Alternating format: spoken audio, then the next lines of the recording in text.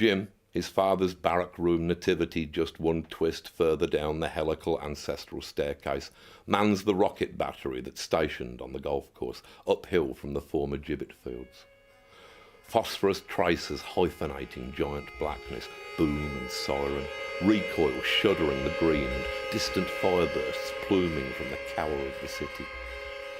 Their sole kill disputed, shared with other guns, the battery claims to have brought down only half a bomber.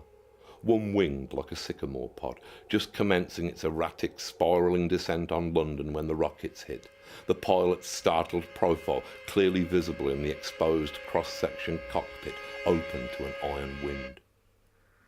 Battle of Britain over with, the couple feel they can relax, allow themselves a modest and celebratory drink of future. First son Christopher arrives in 1943, spit of his dad, then 1944 and V-bombs, many of which fail to clear the hill.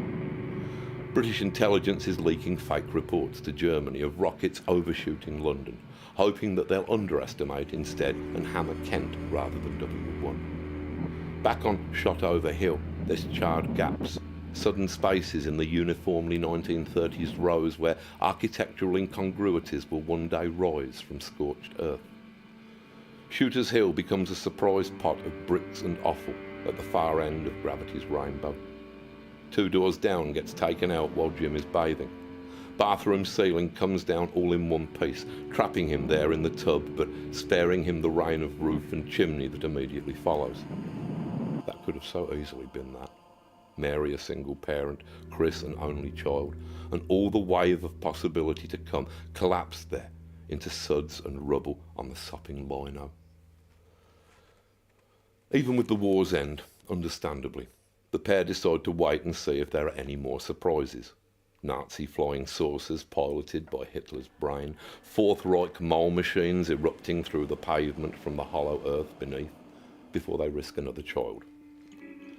Stephen James Moore is born to a full moon on June the 11th, 1949, a crescent mark staining his forearm there upon the crescent hill. Gemini, like his brother.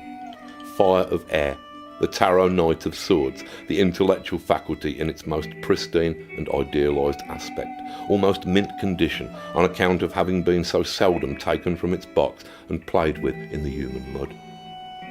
The corresponding tarot trump is number 6, the Lovers, the alchemic principle of solve, or analysis, of separation. Name the baby Stephen with the name deriving from Stephane, a type of crown unusually favoured by Greek goddesses, most notably their lunar deity. His earliest memory is of September 20th, the next year, 1950, 15 months old, held up by his mother to look up the bright blue moon. This famous rarity occasioned by vast tracts of forest then ablaze in Canada. He will remember this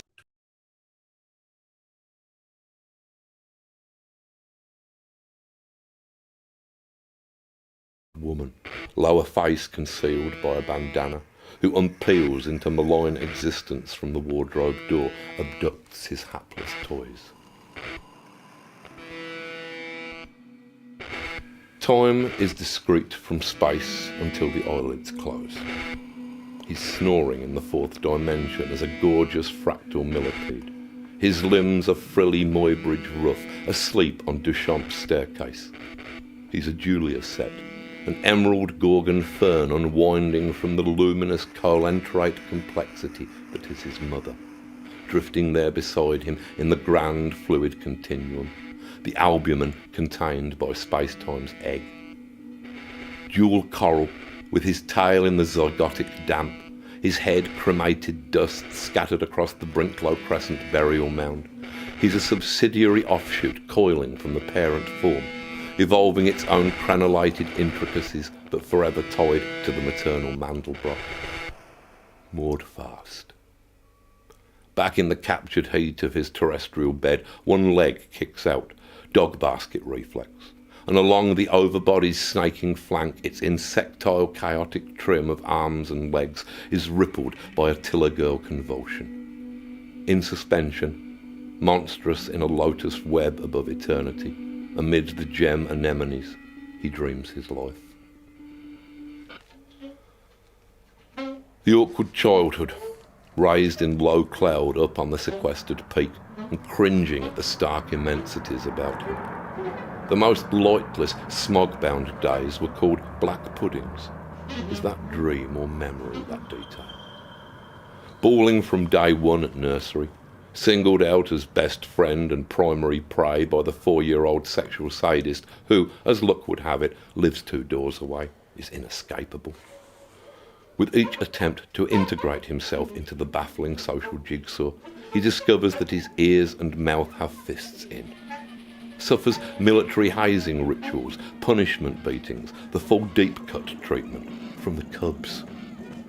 With nowhere left to go unless he wants a kicking from the Brownies, he removes to the interior, the private bone-walled Wendy house, the great indoors of books and small ventriloquistic wars to annex mantelpiece or carpet, solitary games. Excursions with his mother through the gleaming neon after dark, a thrilling adult land of purposeful, inscrutable activity adorned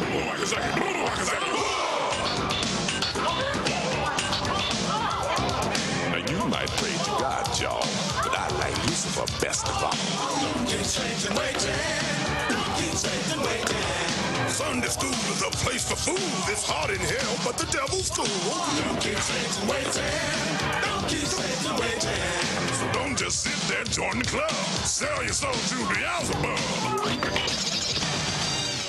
Hey everybody, it's I, Count Jackie, your favorite satanic streamer, here yet with another satanic stream with Yogi Devdas. Namaskar, everyone. Praise Bob and death to Jehovah One. He is the great liar. He's the great liar. He is the great Yaldabaoth. Motherfucker. And fucking Trump is his avatar. Fucking piece of shit. But hey, Batty Batshit Crazy, how you doing? Love the nerd glasses emote. Flashman, Alexander Leslie, and Chrome Bison is with us. Oh, excellent. Good stuff. Good Lord. I'm not high enough. It's okay, I'm working on it. I'm thinking of working on it too. If we all reach out with our fifth dimensional psychic tentacles that we all know live behind the eyeballs, we can reach out to J.R. Bob Dobson, and he will help us sell shit to the pinks. Dude. Holy shit. No one knows what the fuck we're doing. There's going to be like 2 people in the world who remember the Church of the Subgenius. I mean, it's still active, man, and the membership still grows, oddly enough. Well, in odd times. I can only believe that is true because, man, we live in odd times. I was looking forward to a little boring. Something a little boring so the people could like get their energy back, could do something that was actually fun and creative. Nope. Nice. Nope. Anger and frustration it is. See, the problem, I think I figured it out. The problem is the first book was too good. Like, I get it. The author thought he was selling a pretty good grimdark fantasy, and it was good. Unfortunately, it was too good, and they ordered a goddamn sequel.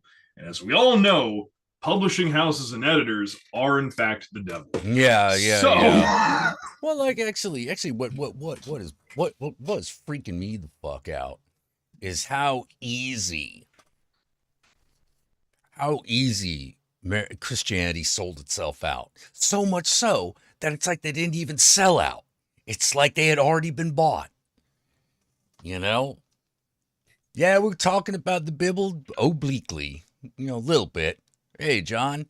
But yeah, you dare question the words of the mighty Jimmy. Do not blaspheme the book of Clozapine.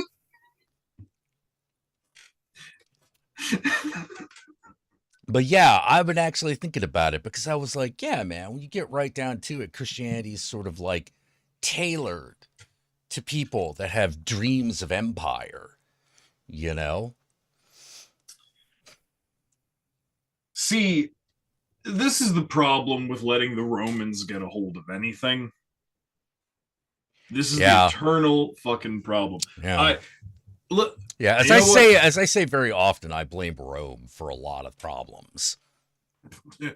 Fuck yeah. And after that, I blame Western civilization's fucking fascination and preoccupation with Rome. Because I'm going to tell you, if you were to see a Roman person today, they'd be the Dockies. It's very interesting though, because you know that whole meme of like every day thinking about the Roman Empire at least once, that whole thing. Oh God, yeah. In completely legitimately, until like we made like the reference to it right now, I have not thought about the Roman Empire for about a month. Yeah, I don't easy. I don't think about it. I only really think about it when it comes up. I don't sit there and going like, oh, I wonder about the. I'm like, no. I'm more interested in more ancient civilizations. You know empire I like to think about? What? I like to think about the Byzantine Empire because it was better. Had better fashion. Us forks. It brought us forks. It had better fashion. It understood how to use gold leaf better. I said it. Rome, your gold ain't shit. Gold ain't shit, Rome. You know? I have to say, speaking of Rome, okay, let me tell you, let me bring y'all into a pain I've recently had, which is that, okay, do you know what a screen unseen is? No. Screen unseen is the thing. I think it's just AMC theaters that do it, but basically for $7 a pop, you can go to this, and screen unseen is supposed to be, you don't know what the movie is. It's kind of like a random pick out of the hat, and it's something that isn't in theaters yet. It's like an upcoming or little known thing. It's usually a thing to it's like a way to like get certain films out to a broader audience. Oh, I can. Okay. Yeah, and they're usually really fun. I had yet to go to a disappointing one. Me and my two friends went to one this past week, like last week. Do you know what it fucking was? Street trash? It's Gladiator 2. It was Ridley Scott's Gladiator 2. I need you to contemplate. Why did that a week before? Oh, I'll tell you why. A week before it came out, it went into screen unseen because they needed it for the box office numbers. Because let me tell you, after sitting through it, it is a piece of shit. I'm not surprised. Bad. It's very bad. I don't know why that movie needs to exist. You know, okay. Like, I wasn't a big fan of the original Gladiator. Okay. You know, I was one of those guys, still am. Okay, let me put it to you this way. I'm someone who doesn't really love the first Gladiator. I enjoyed it. It's all right. That's my opinion. I'm someone who loved Ridley Scott's Napoleon Bonaparte movie. This thing, to me, sucks. This is more, let me guess, closer to his Robin Hood. I wish. Ooh. Let me. Okay. You know how? Ow, because Robin Hood is pretty bad. It is, but I need you to. First of all, Denzel Washington and Pedro Pascal cannot save this movie. Oh, that's unfortunate. The movie is so bad. Denzel Washington is in most of the scenes. Every time he would leave and come back, the movie was so bad, I forgot he was there. It is bad. Ooh. I don't know why, but Denzel Washington. He's Cuba Gooding Jr., disappointing everybody. Everybody. He keeps looking at the screen through the whole movie doing this for some reason. I don't know what he's doing. I don't know what he's doing. I don't know what he's doing. Okay, but you know how Ridley Scott doesn't know how people work? Yeah. Like, he doesn't do human very well. Yeah, that's why Blade Runner is so good. No, exactly. But here's the thing, right? He doesn't know how people work. His shit is batshit insane, but we don't care. We go for the batshit insane shit. That's why we go. That's why we go. Again, it's why I love the Napoleon Bonaparte movie. All the historians are angry at it. I'm like, I just saw Joaquin Phoenix doing the weirdest shit, acting like he's eating out Marie and he's eating out Josephine's pussy at the dinner table in front of people. It's great. Does that actually happen? Oh, he literally like drags her under the breakfast table and eats her out. It's great. Good. It's fucking great. Great. I got the idea behind the Napoleon Bonaparte movie was like, this is how Napoleon would tell it. No, that's exactly correct. And it kind of reveals that at the end of the film, too. It's actually really great for that. It's the insane shit that would happen in Napoleon's own head. It's great. Okay, so we go for the batshit insane with Ridley Scott, right? Gladiator 2, this is a 2.5-hour film. Okay. All of the insane shit that you would actually love to see and either laugh at or get enthralled by is about 30 minutes of the film. What's the rest of it? Boring Roman political shit. Oh. It's not good. You know all that CGI. cool stuff that's happening in Shakespeare's Julius Caesar? Well, forget all that. I mean, I know it's about Nero, but you know what I mean. It is so bad. It is so bad. They had to cut in scenes of young Russell Crowe in Gladiator 1 as flashback.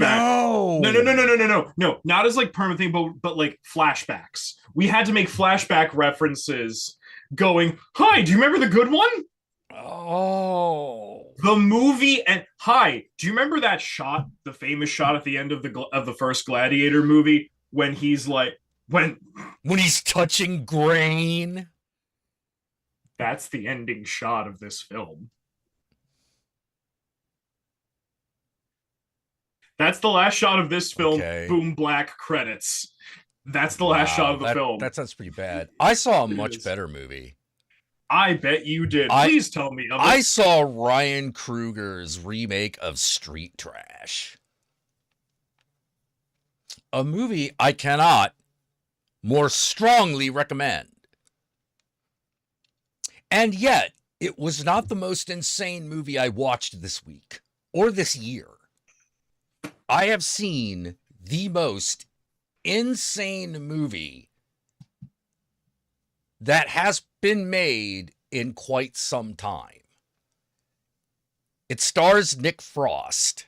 It's called Crazy House. I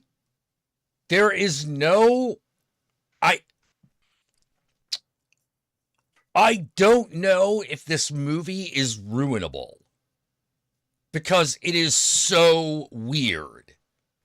Like, the only movie I've seen that definitely tops it in just pure weirdness is Kuzo.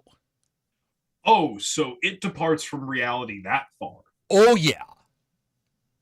Oh, yeah. Like, now, here's the fucked up thing. Mm-hmm. Despite the fact that reality just gives up on this movie at one point. Okay. The plot never changes. The plot always stays the same. It never deviates from its plot. But it deviates from probably every other concept of film reality. Well, then that should be highly enjoyable. It is amazing. Because plot is everything. It is amazing. There is definitely, throughout most of it, Nick Frost is wearing false teeth. And he's talking with an accent that's just starts going like this. And after he has his breakdown, he just goes back to Nick Frost. It's like, right, this is what we got to do. It's got, you know, and someone goes like, what's with the accent? I've got no idea.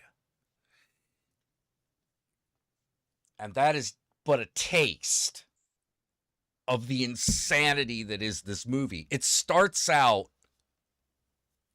looking like a 90s sitcom. Like a really bad one. Like we're talking Full House if we're being generous. Stop. I can only be so erect. Yeah. In fact, it reminds me a bit of some of them Nickelodeon comedies that they used to do in the day. Oh, like Salute Your Shorts bullshit? No, not Salute Your Shorts. More like Clarissa Explains It All. Oh, fuck! Yeah. You know, like stuff like that. In terms of its quality, Alicia Silverstone's in this movie as the mom.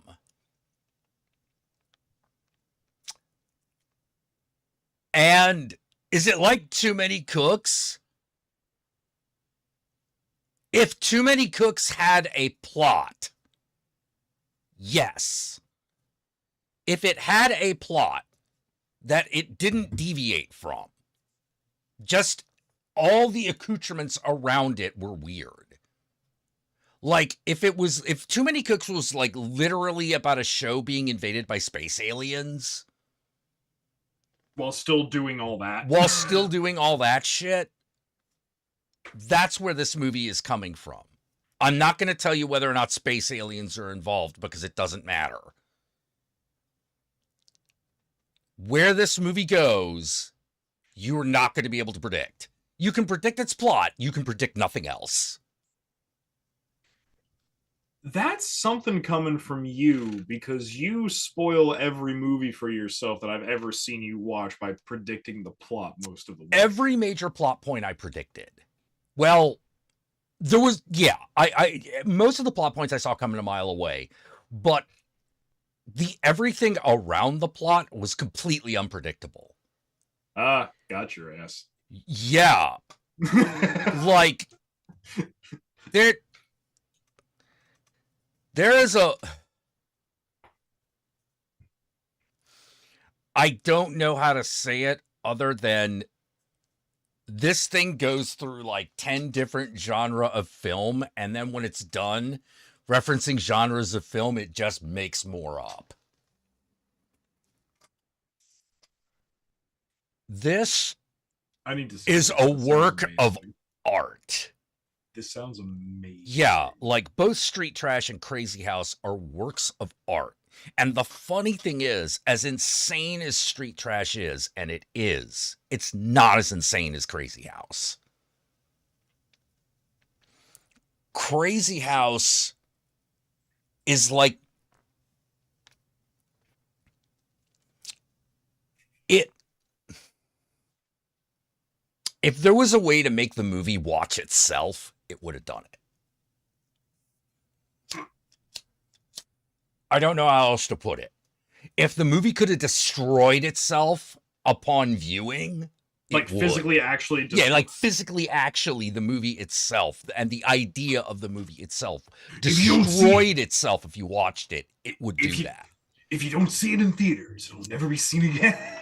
Dude, like there's a moment where I'm watching it and I'm like, if there was a movie that could somehow unmake you having watched it, this movie would have done it.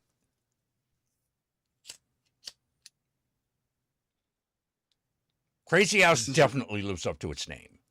Like, and the way they hold it together is just by not deviating from this central home invasion plot. Despite the fact the weirdest shit happens. See, like, if the plot wasn't 100% predictable, it wouldn't work. And you're going to watch it and you're going to go like, Jack, what do you mean predictable? And I'm like, no, just the plot. Nothing else. Nothing else. See, I really thought, dude, I really thought that the only bone I was going to get thrown this year was the substance. Thank goodness. Apparently, I'm wrong from what you're saying, and I can't wait. So it's getting any as a Western horror film? Not that kind of weird. Different kind of weird. Like this.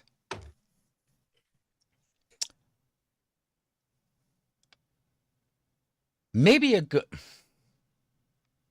Like, does it legitimately just like Happiness switch? of the Katakuris is the closest I can come. That you didn't just say that. You did not just say that. That's did. A crazy thing. Yeah, what that's a you crazy just said, movie. Like this thing goes in the direction of like it has that same effect on you as the viewer as like Happiness of the Katakuris or Visitor Q. Where you're like, I know what's happening. What the fuck?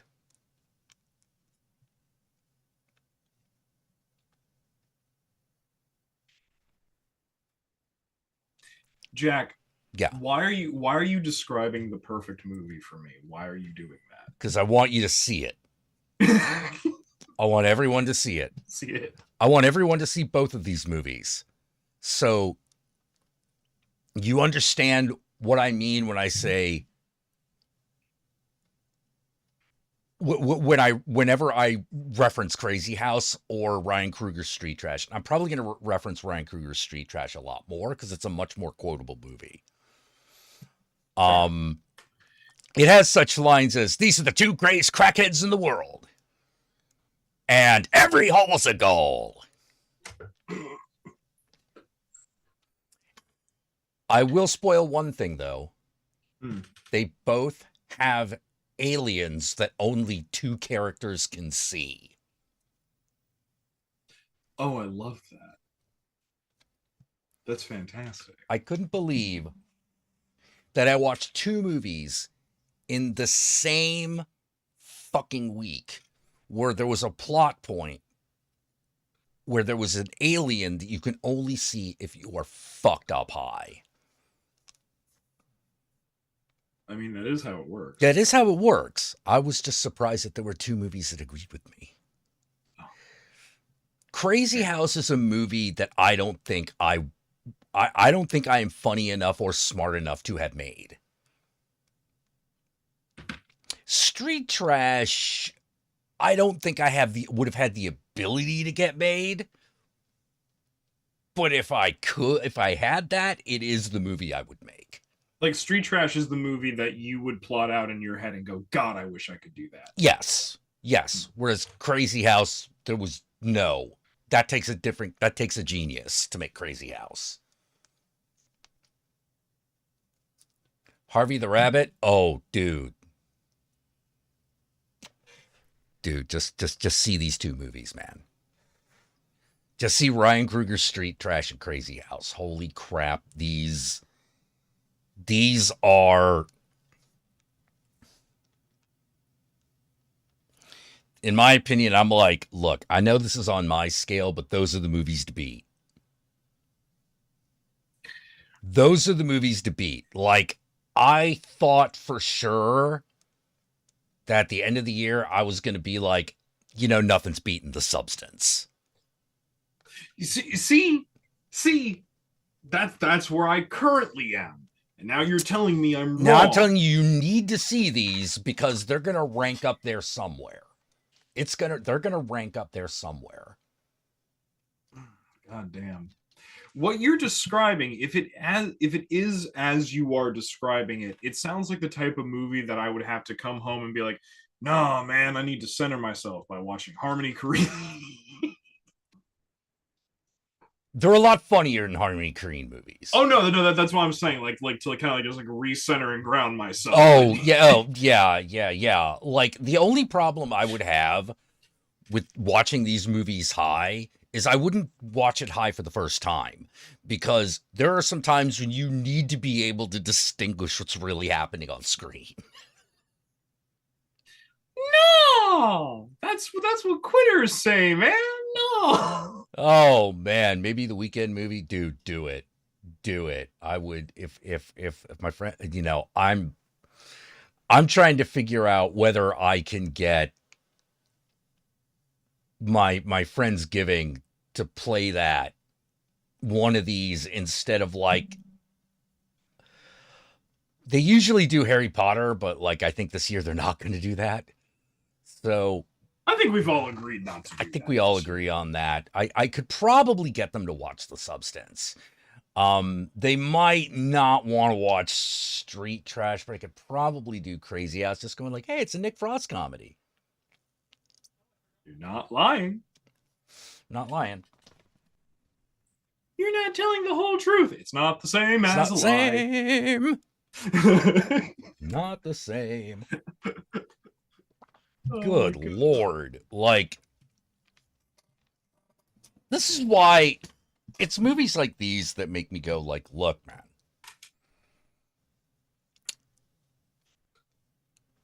If you're bored of movies, you're not watching the right movies. I would have to agree. Like for instance, I just exposed a friend of mine for the first time to killer cocaine crabs from outer space. Oh, yes. Did you see that? By I the way? did. Isn't it art? I did. It's a surprisingly coherent movie. Best ending punchline of all time. Don't say it, because we don't want to spoil it. I won't. Because the end, that last line really is the entire punchline of the whole film. Well, yeah, it's also one of those films that just continuous. You get to the third act and you're like, we're doing this. Okay, we're gonna make a Power Rangers parody at the end of this movie. Yeah. Okay. Yeah. All right. You will believe that two adult people will walk across a deserted parking lot behind an abandoned warehouse in crab costumes. Yes.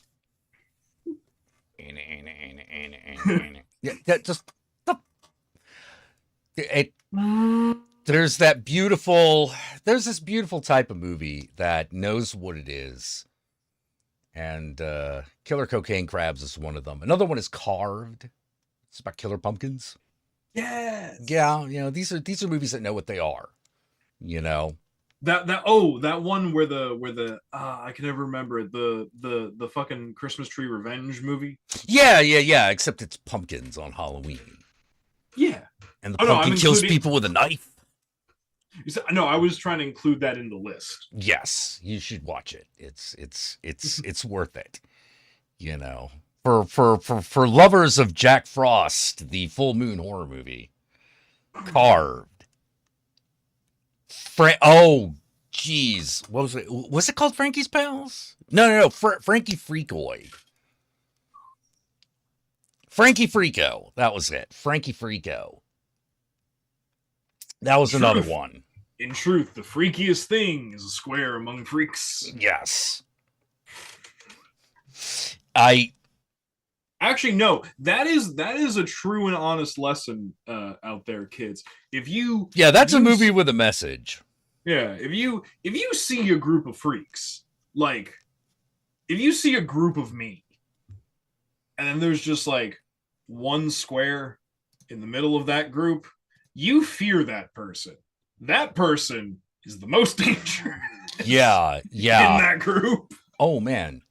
Speaking of which, I heard a really cute story today. It was from a goth girl. She's like, I was in the telling me like I was in the a grocery store, like buying yogurt or whatever. And there's this little kid who looks at her. And she's like, okay, what's she going to do? She going to say something about my hair, about my shoes, about my skirt? What's it going to be? And the kid just goes, are you a goth? And she's like, yes. And the little girl starts crying. And she's like, I lost my mommy.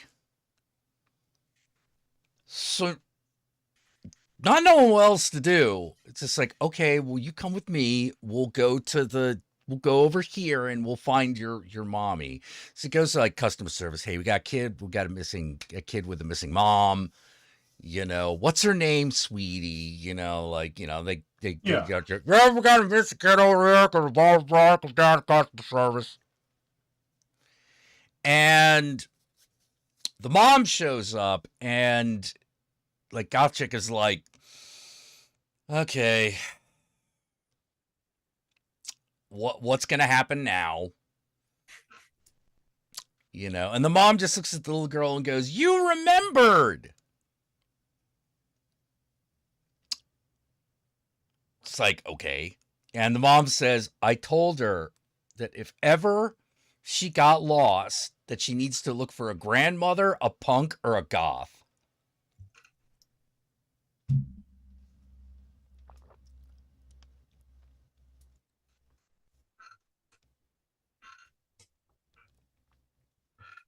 Because we're all fairies, man. You know? Somewhere Aurelio Voltaire is just shedding the most Yes. beautiful tear. Yeah, right?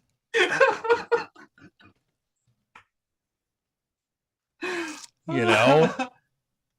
Because and the funny thing is, I was thinking about that, and I was like, yeah, it's like what I was saying about a lot of horror people. Like, they get around they get very protective of children, particularly children who have trusted them. You know, that trust them with something, because it's sort of like, because I think we all have like this kind of fantasy of, because I know I do. I have this fantasy of like, what kind of monster in the closet or under the bed would I be? Okay. You know, because it's sort of like, all right, kid's okay. All right, scare the kid. Ah, okay, good. Kid's afraid of things. Good. It's a healthy reaction. But like if something really bad's going down, then it's sort of like time to kill the adult. It's murder time. Let's go. See, I'm in my place on that fantasy level. I'm a different type of creature altogether. Yeah, I think it's quite a good fit. I'm the hag in the wood. Yes. That's well, that qualifies under grandma.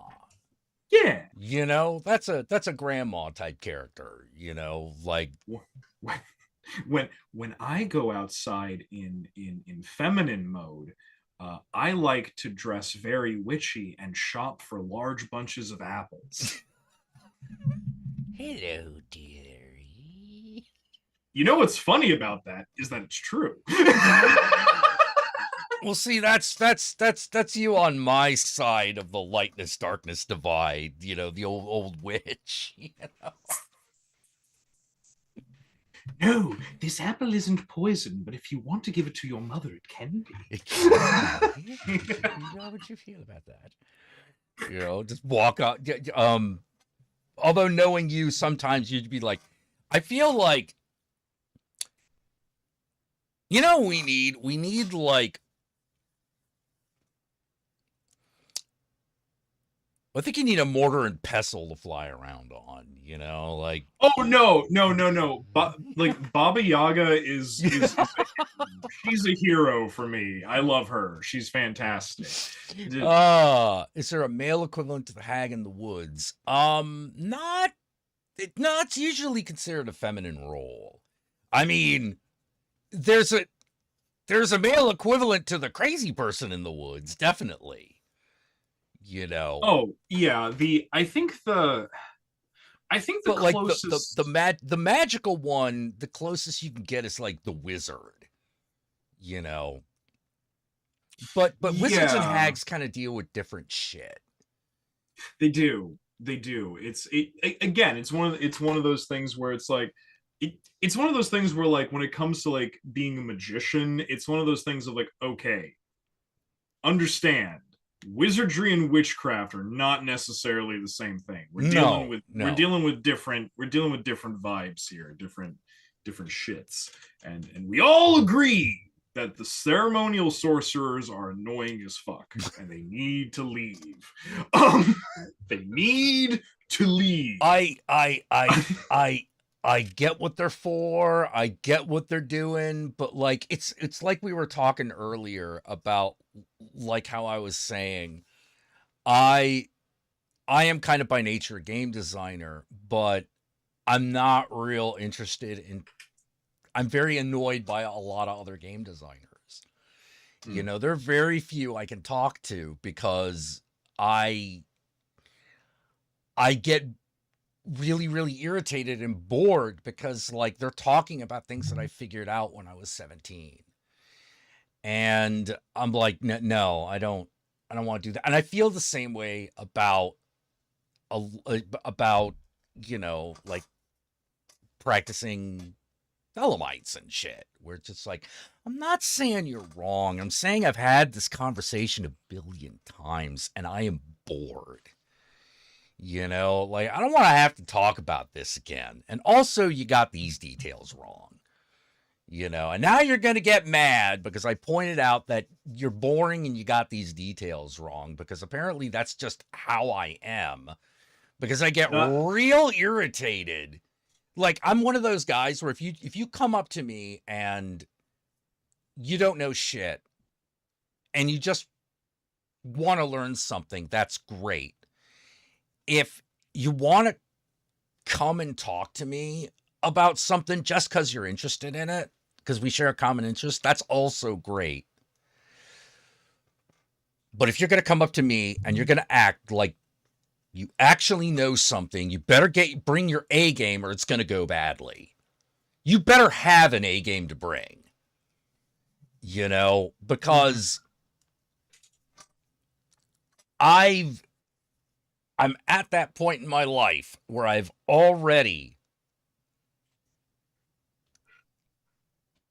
have done all the things that you can do sitting on the sidelines of something.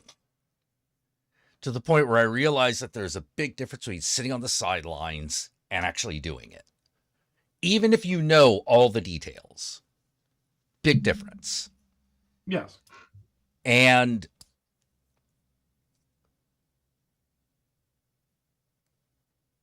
I can always tell the difference between a real artist asking me what kind of pencils do you use and an amateur asking.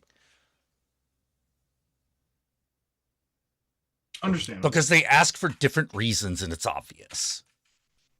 You know, like, for example, if you tell someone, these are colored pencils, which ones? Because they're asking because they haven't achieved that look with that tool. And so they're trying to figure out if it's the tool or if there's some trick you figured out that they didn't. Like, that's fine. I had to show someone recently that crayons don't work the way a lot of people think they do. How do you mean? Oh, okay. So you know how they're essentially pastels made of wax. Yeah. Yeah. Okay, the blending techniques. Oh, that stuff. Yeah. They did not know about that, and I did like a small port, and I was literally like sitting during my break time at work, and I grabbed like a thing and like one of like the crowns, like things from one of the classrooms, and I literally just sat there with like a reference photo on my phone, and I just did like a little like mini portrait of Frida Kahlo, and someone like came in and was just like, how did you do that? I'm like, with these? Yeah. Because the Just- wax is soft enough that when it's spread, the heat of the friction of body heat and the friction on the paper melts the wax. Exactly. Like You they know. like literally that's why they're called. That's why the Crayola company is called Crayole, because it's like waxed oil. That's the Yeah. Have Yeah. you ever used Conti crayons? Yes. Conti crayons are great. They are so they're a fun. harder wax, so they don't melt as easily, and they're water soluble. Yes. Um, Fantastic. Yeah, it's really cool. Like, if you like layering colors on top of each other, they're really cool. Like, you can get some Rembrandt like effects with that stuff. You know what I love testing myself with sometimes is I love doing sketches with the you know those like those checkerboarded melty multicolored single pencils. Oh yeah.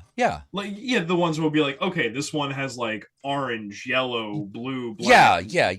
Like it all mixed into the one thing. I love doing shit with that because so many people try to forcibly manipulate the color on it, and I'm like, no, you just deal with whatever the line and shade gives you. You just do that.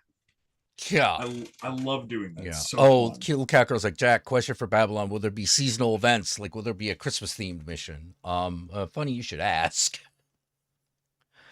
There is a plan to do a Christmas themed adventure, essentially. That is basically, I think that the working title of it is oh God, what was it?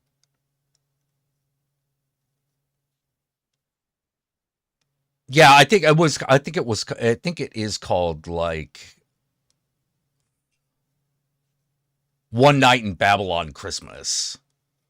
And it all has to do, and the whole theme of it is basically not how the monsters celebrate the holiday, but how they deal with the holiday now that most of them are separated from their families. Because you can't be like, it's hard to be like a vampire and still hang around your family.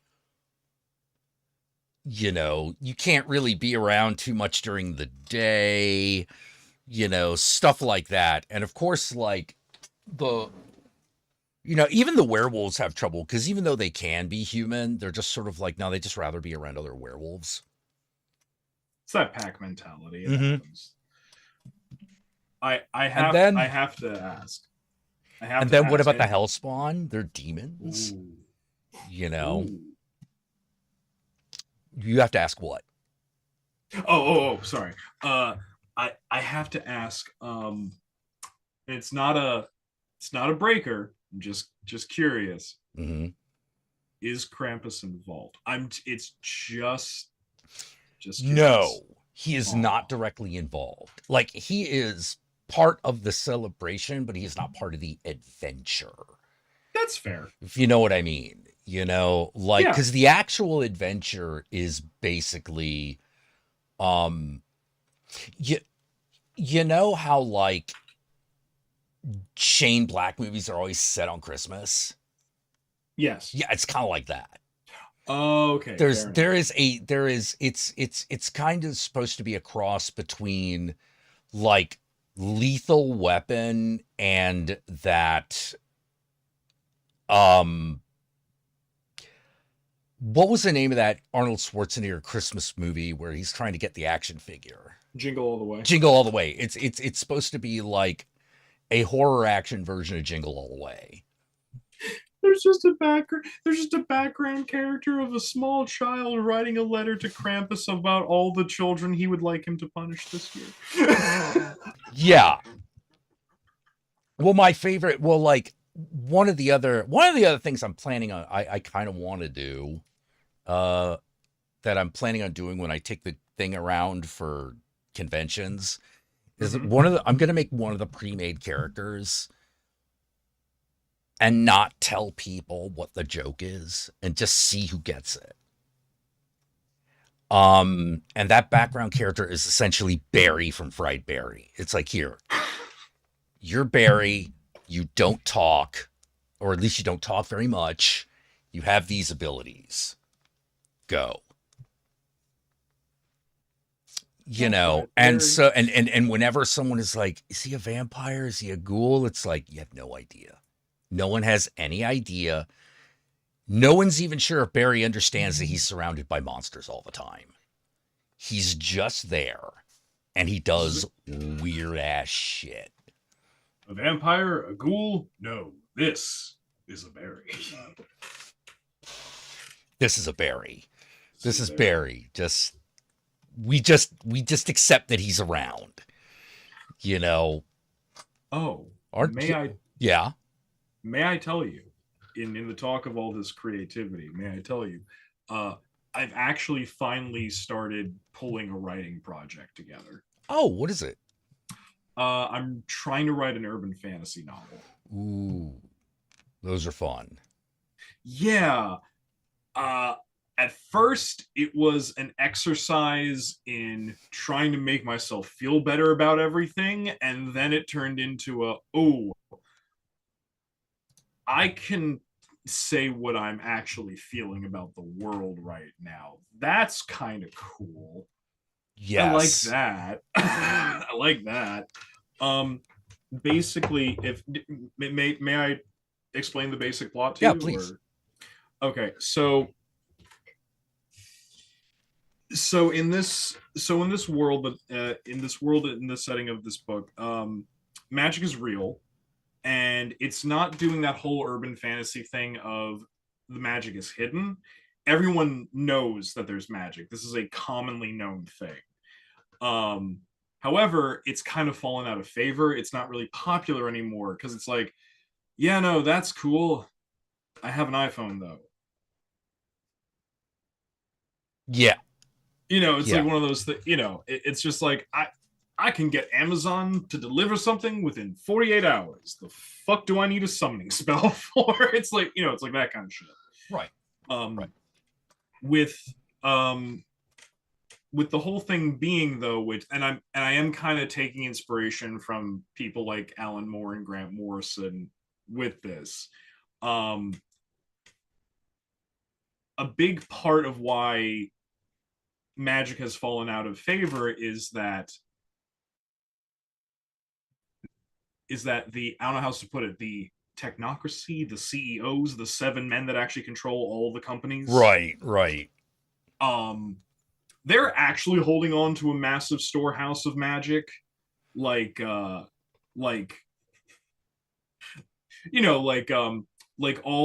scanner codes are cursed. And as soon as it scans, it releases a spell that it releases a curse that dooms the consumer to ultimately being dissatisfied, so they can never buy enough to fill the hole in themselves. Yeah. So they do shit like that. Now on the flip side of it though, the other reason that magic is no longer as popular is because the magic that's openly available is the shallow, petty magic of white woman crystal shops. Oh, gotcha. And all that stuff in this reality works. It's just as petty and shallow and empty as you would think it is, though. Right. What would really get you? Yeah, but the CEOs are also actually the ones running all those shops and selling it back to the masses. Because if you can, provide the illusion of choice, where now our main character in this story is a young person who wants to learn how to be a legitimate magic user, like wants to know like actual like deep magic. And so they find a mentor in like she's She's this old kind of Slavic witch who still does like the deep dark magic shit. Mm-hmm. Like the kind of thing where it's like, oh, your husband is unfaithful. Okay, go kill that dove outside. We need to rip its heart out and bury it in the woods. You don't like that? Then you don't want your husband now, do you? Like, Oh. yeah, Oh. Okay. All right. the old time shit. Like, the witch is gonna have a familiar that's a cat that she only refers to as cat. And it's gonna be a thing of like, well, wait, does the cat have a name? Of course he does. Well, what is it? You're never gonna find out. You will never know. I shall not tell you. Exactly, and they'll just be like, am cat.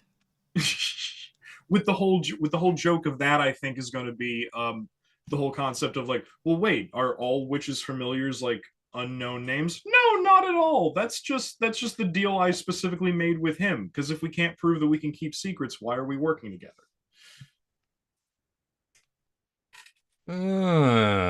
See, that's the kind of logic this shit's going to run on. Is like, I don't know how else to put it. It's going to run on legitimate magical logic.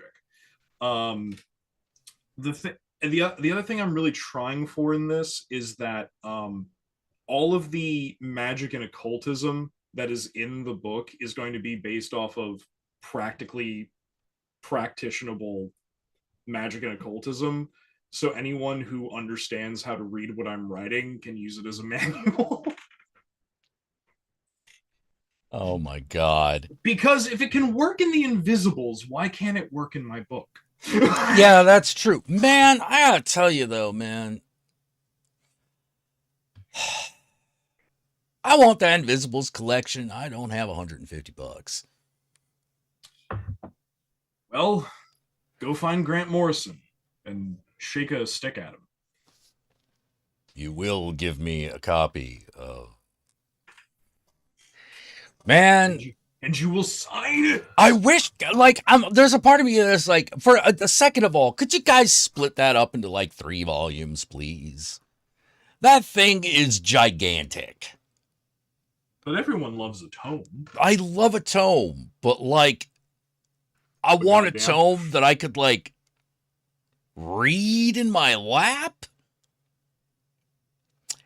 and not give myself a circumcision. You know, I can't really talk. The cookbook that in my kitchen is so big and old that I actually have one of those like iron book stands. Yeah. To sit it on. Yeah. So I like really even the Moon and Serpent Bumper Book of Magic is like, which is a big book. Like that thing is like bigger than a D&D manual. You know, it's gorgeous. Oh, it's beautiful. But like, it still feels like a single textbook, right? Wait, what is the that? Fucking Invisibles book feels like a book that they force you to buy in college. You know, also, damn. Also, yes, RILM. Caution, do try this at home. Exactly. Yes. Exactly. Caution, do try this at home. Oh, I gotta tell you, you're gonna love this. You're gonna fucking love this shit.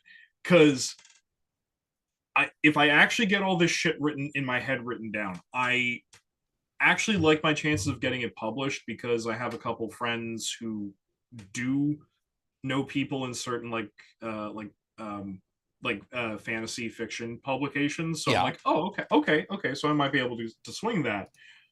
I'm not going to be happy until I'm both published and banned in several states. So there is going to be a section of this book where I come for evangelicalism. Good. There's going to be a section of this book where the protagonist has an interaction with this kind of older church woman, and just for a second, the briefest of moments, her face kind of glitches, and what our protagonist sees behind that is indescribably horrendous and horrible. Yeah. And they're gonna go to the witch and be like, hey, so this happened, and the witch is just gonna be like, oh, you've seen One of those. you've seen a fractal piece of Mammon. I'm just gonna go right out for it. She's gonna go on this diatribe about how like no, they don't worship God or Christ. They're just creating a neo egregore that pumps like fuel into Mammon's existence. By That's the all way, that is. Yogi. Yes. Recently, I found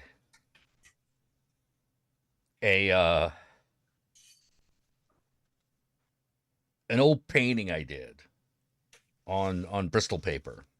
Okay. This is like from my college days. Okay. Now, with the exception of the expression on his face, remind you anybody? Hey now. Hey now.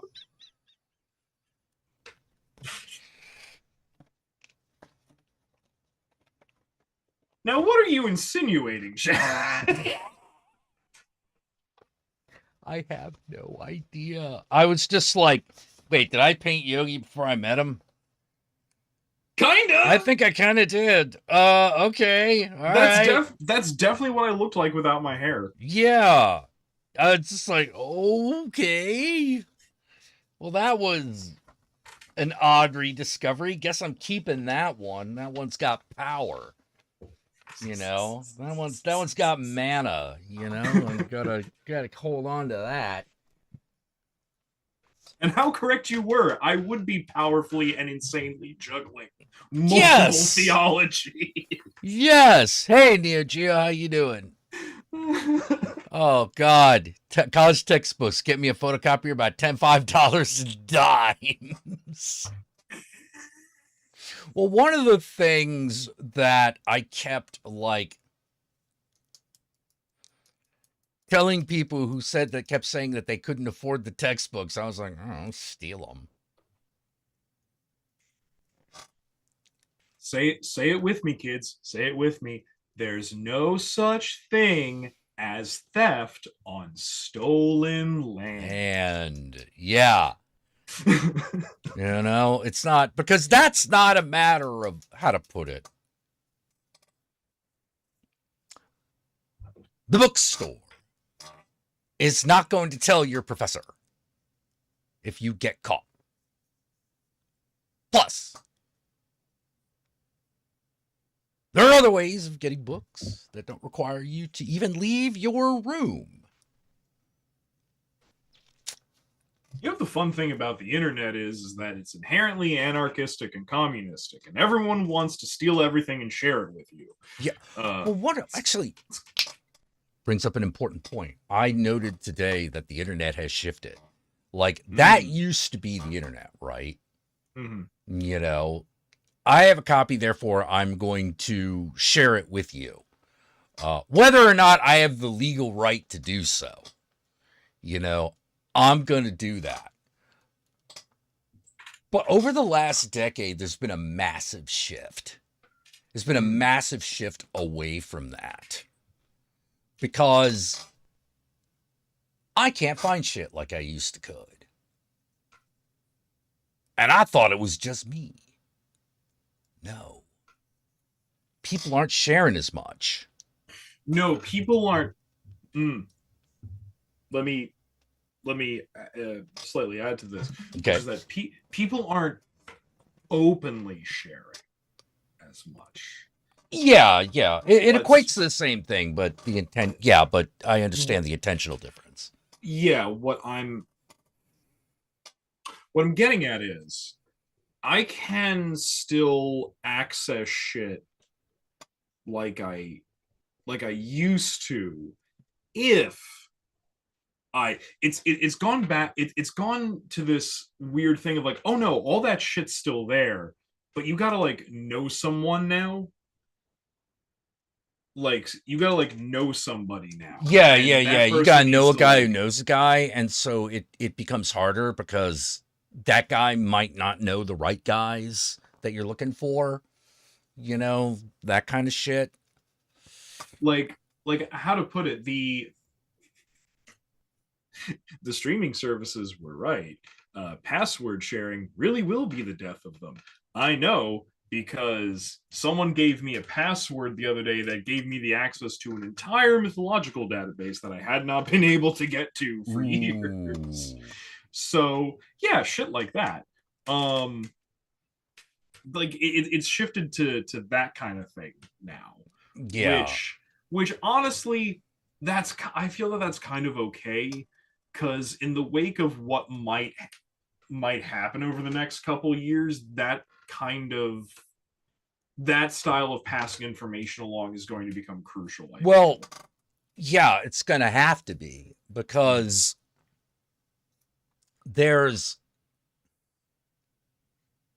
effectively what is going to happen because it's already happening. This is one of the problems with copyright. Uh,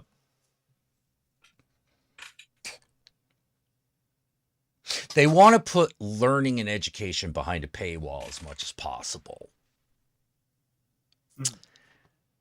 They want to make it so that only the haves know enough because they know that intelligence happens everywhere, but access to information doesn't. So they've been trying to close those avenues off and control it as much as possible by flooding everything with shit. See, at one, absolutely yes. Two, the whole concept of, oh, we only want like the haves to get access to this information. Huh. Joke's on them, because let me tell you, I won't say where I work. I work in a high school in a upper tax bracket area of the state I live in. And I got to tell you, all those kids are idiots. I mean, to the point where they're not going to get the information either. Yeah, well, that's what I mean by intelligence is everywhere. You know, smarts, you can't predict smarts. You know, you can predict education, but you can't predict smarts. You know, it's a different thing.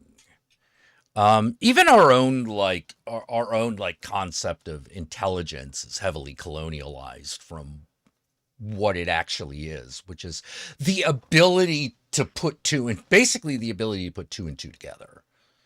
IQ tests are racist. Oh, they're not. Well, then, yeah, they're not. They're not just racist.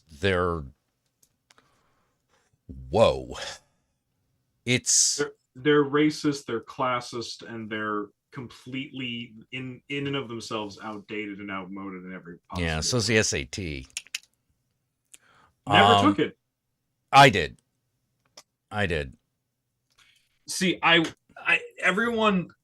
virtually everyone else in my graduating class did, and there was like legitimate worry that went around about it. But then I learned a little, but I didn't worry about it because I didn't take it, because I knew a little secret, which was, the fuck do you care? You can take an entrance exam anyway. Yeah. does not Yeah. matter. Yeah. I took mine. I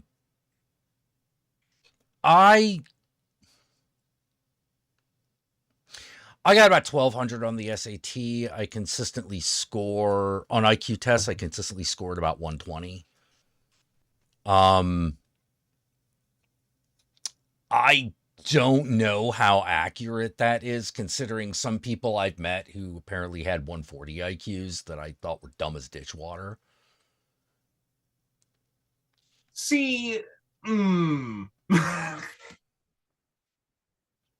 know, not all of them, obviously, but like I've met a lot of I've met a lot of people who are supposedly low IQ that I actually thought were fairly intelligent. They weren't going to solve your algebra problems for you. You know, they probably wouldn't be any great shakes at doing your taxes, but that didn't mean that they were stupid. You know, they're just bad at math and language skills. You know, and usually only math. Language skills generally tended to be fine. You know, it's just that no one had ever actually explained to them like why certain shit is written a certain way. You know, a lot of them think that they hate literature, and they don't. They don't actually hate literature. School made them hate it. I get okay. So I know someone who. Okay, so do you know the whole thing about how many numbers you can imagine without having to divide them up? No, elaborate. Oh, okay. So there is this thing in mathematical ability, that basically it's a good like baseline test, quick baseline test of your mathematical abilities, your mathematical predispositions. Okay. Which is the ability to hold numbers in your head. And a good test of how well you can hold numbers in your head is what's the biggest number that you can imagine clearly without having to break it up into a smaller group. Huh. Yeah, most people, it's around 4. People who there's another group of people who can go about as high as somewhere around like 6. Wait. You mean just being able to like picture the number itself clearly in your head? Picture that many individual things without breaking it up into groups. Oh. I think about like 10. 10. So you don't have to go 5-5. No, I can just see it as 10. You can just see 10. Yeah, I can't see 10. Okay. I can see 6, and I can see 5 and 5. I can see 4 and 6. I can see 2 and 8. Well, actually, no. I can see 2, 2, and 6. I think it's also because like I kind of trained myself to be able on because of all the jobs I've learned to recognize 10 of an item on site, yeah, so yeah. easy. Okay, well, the ability to do that without thinking about it is an indicator of the ability to handle greater mathematical problems. Yeah. And I'm willing to bet you were told you were terrible at math.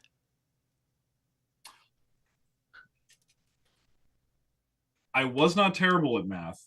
I was not told I was terrible at math. I hated doing math because I kept demanding that the teacher. I kept demanding and needing and wanting more in-depth analytical answers and explanations to fundamental things because I wanted to be assured of the validity upon the things which all these claims rest. Yeah. And no one wanted to give me that until later on. Yeah. They always kick that one down the road, which I think is a big mistake. Like I was fascinated by math. I'm still fascinated by math. People who can do highly advanced like calculations are a marvel to me. Yeah. I was just like, cool. How do all I wanted was an elementary school teacher to explain to me what 0 actually was. Yeah, it's like no. Oh. Yeah. Where it's basically best way to explain it to a kid is 0 is when there is nothing of something. Why do we have to have it? Because it turns out, and the answer is because it turns out having a symbol that represents that is immensely helpful in mathematics. It's actually incredibly helpful because there are values, in which you'll see later on, there are values which diminish things to less than nothing on a theoretical level.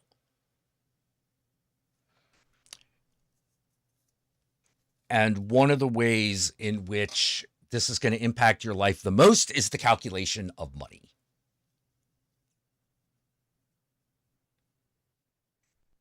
Where less than nothing Where less than nothing debt. creates this thing called debt, which is money that you owe.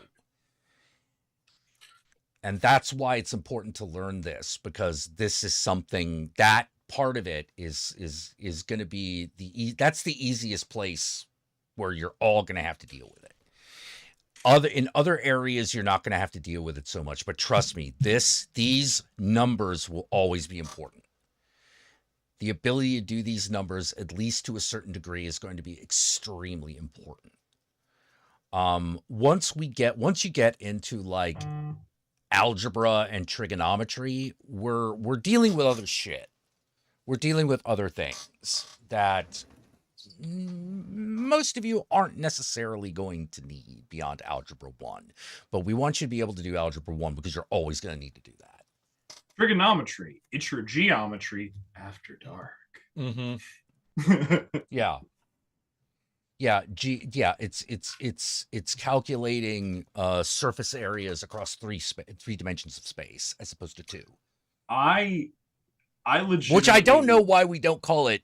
I mean, I know why we call it geography and not geometry. Geometry and not biometry. But if you understand that geometry is biometry, then trigonometry starts to make a lot more sense. You're like, oh, it's across all 3 dimensions of space. Okay, got it. I loved trig. It was so fun. I loved trig and geometry, and I would look at algebra and go, I can do you, but you don't excite me. That was kind of I love being able to. The part of it I loved was the part of it I never got to, which is the ability to calculate calculate distance based on other distances. Oh, yes. Yeah, like yes. That part fascinated me. Why? Because Sherlock Holmes did it. You know, and I could never understand how it was done, because that's where it turned into gobbledygook in my head. You know, but I was really good at geometry. And I love that I always used to have like I actually had this joke with a math teacher when I was in high school that the trigonometry book was the true Necronomicon. Because it's how you plot all symbols. It's how you make a circle. That's why the circle is so important. Oh, I also just meant because like non-Euclidean geometry is just geometry on a curved surface, and Lovecraft. Oh, right. So, yeah, trigonometry is non-Euclidean. You know. Yeah, and by the way, for anyone who didn't know what that is literally all that means. Non-Euclidean geometry. You mean all geometry that exists in real life because we exist on an obloid sphere? Yeah. Geometry, non-Euclidean geometry is literally just geometry in the third dimension. That's all it is. Yeah, that's all it is. A globe is non-Euclidean. Then why did hippopotamus Lovecraft make it a sphere? A sphere is non-Euclidean. Yeah. A circle is Euclidean. But a sphere is not. Then why did Howard Phillips Lovecraft make it sound so terrifying? Well, because fun thing, he literally described himself as, and I need you to understand what I'm saying, he literally described himself as having too delicate of a constitution for math. If that doesn't scream, oh, I don't know what does. Yeah. It's the most silly nanny Victorian bullshit I've ever heard in my life. Yeah, but my mind was blown when I found out how long a piece of string was. twice the distance from the center to either end. And I was like, no, Jack. The true answer is too damn long. long. Fucking long. That's how long. Yo. And then you just go, oh. I guess you could say that, you know. Twice as long as the middle to either side. I love Yeah. that.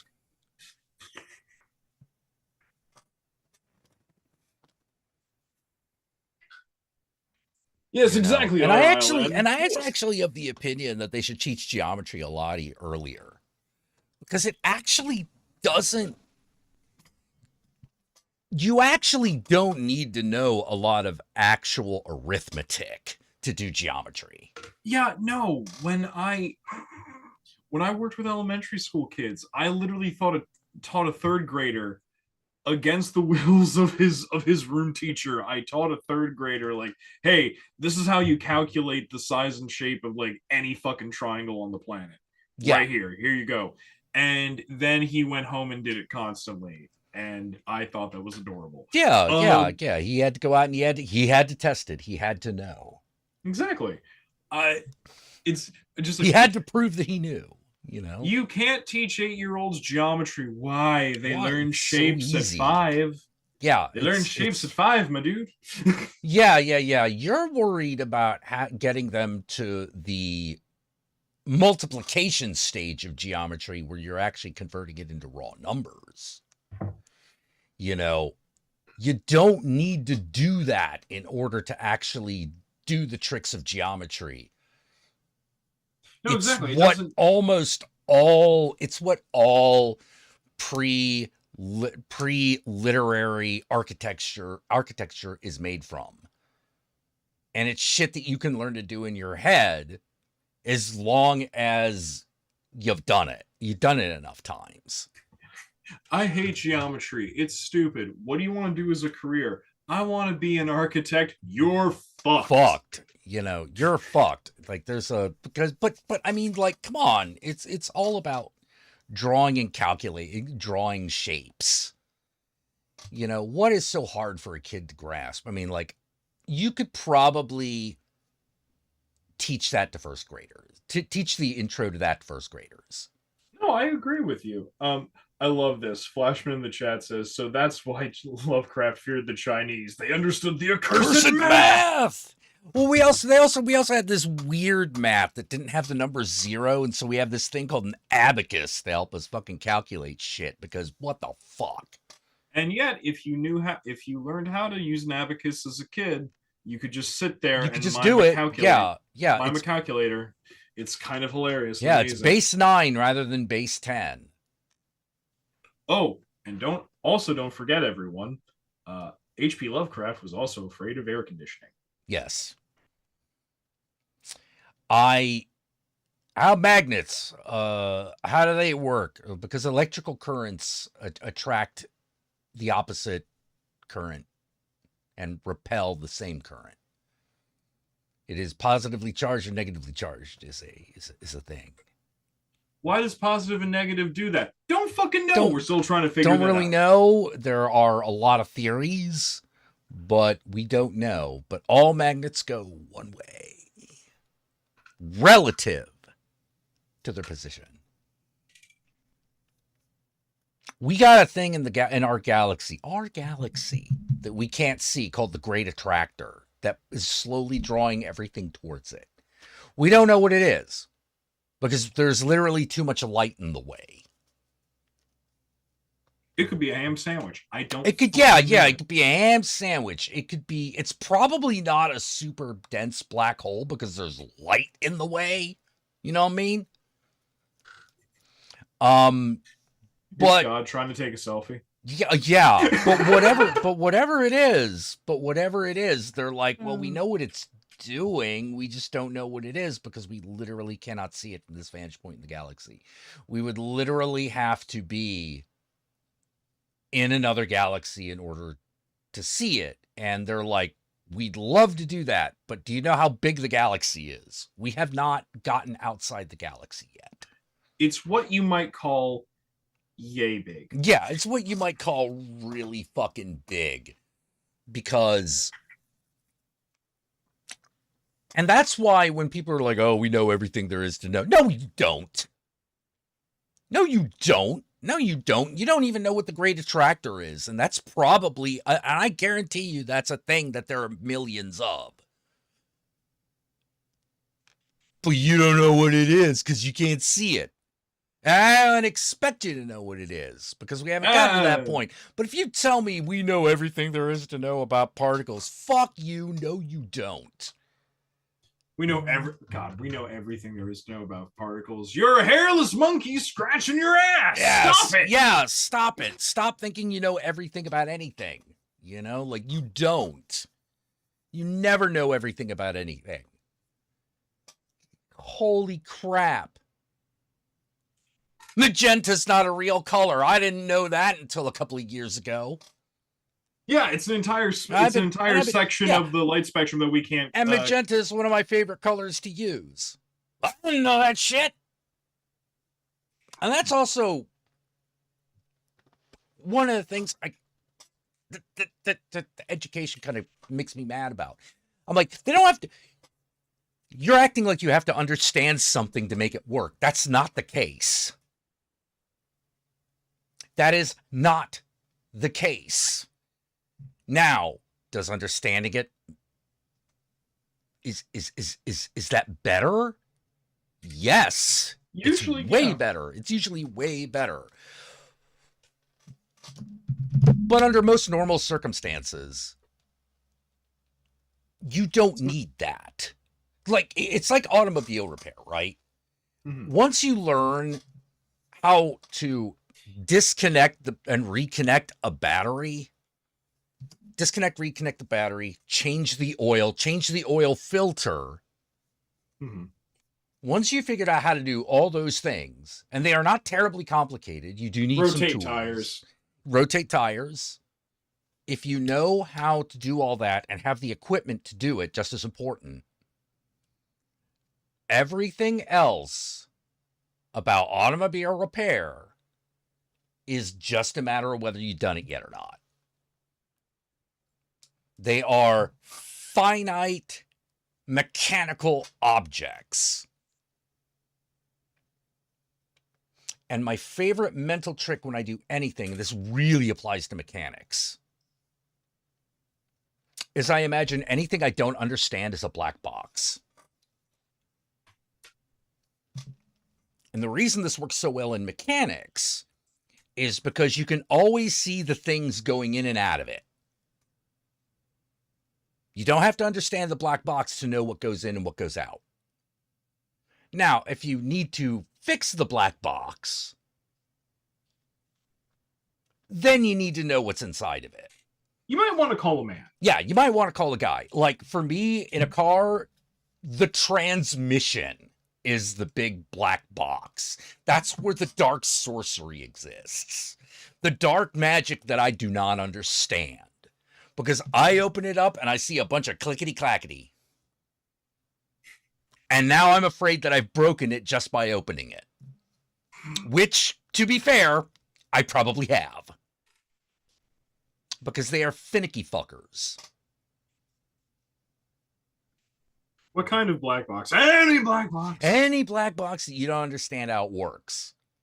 There'll be things going in and out of it. This is how I can take apart a game system and put it back together. This is how I can take a controller and put it back together and go, yeah, we might as well just get a new one.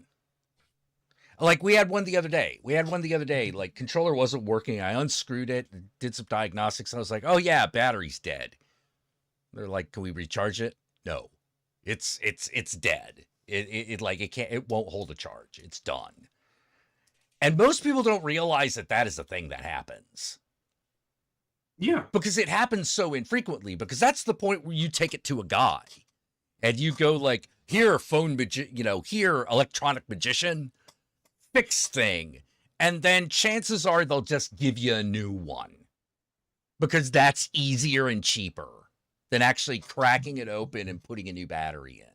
Even though cracking the thing open and putting the battery in is about a 5-minute operation.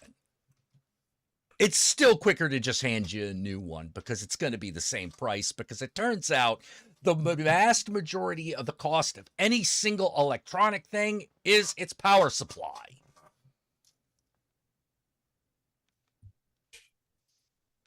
Yeah, I have It's no notes. only Just, yeah. once we get to computers that changes.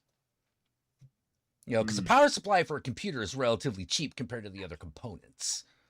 But for any other like little electronic thing, no, the battery's your most expensive piece. You know, Yeah. It's crazy. It's absolutely fucking insane.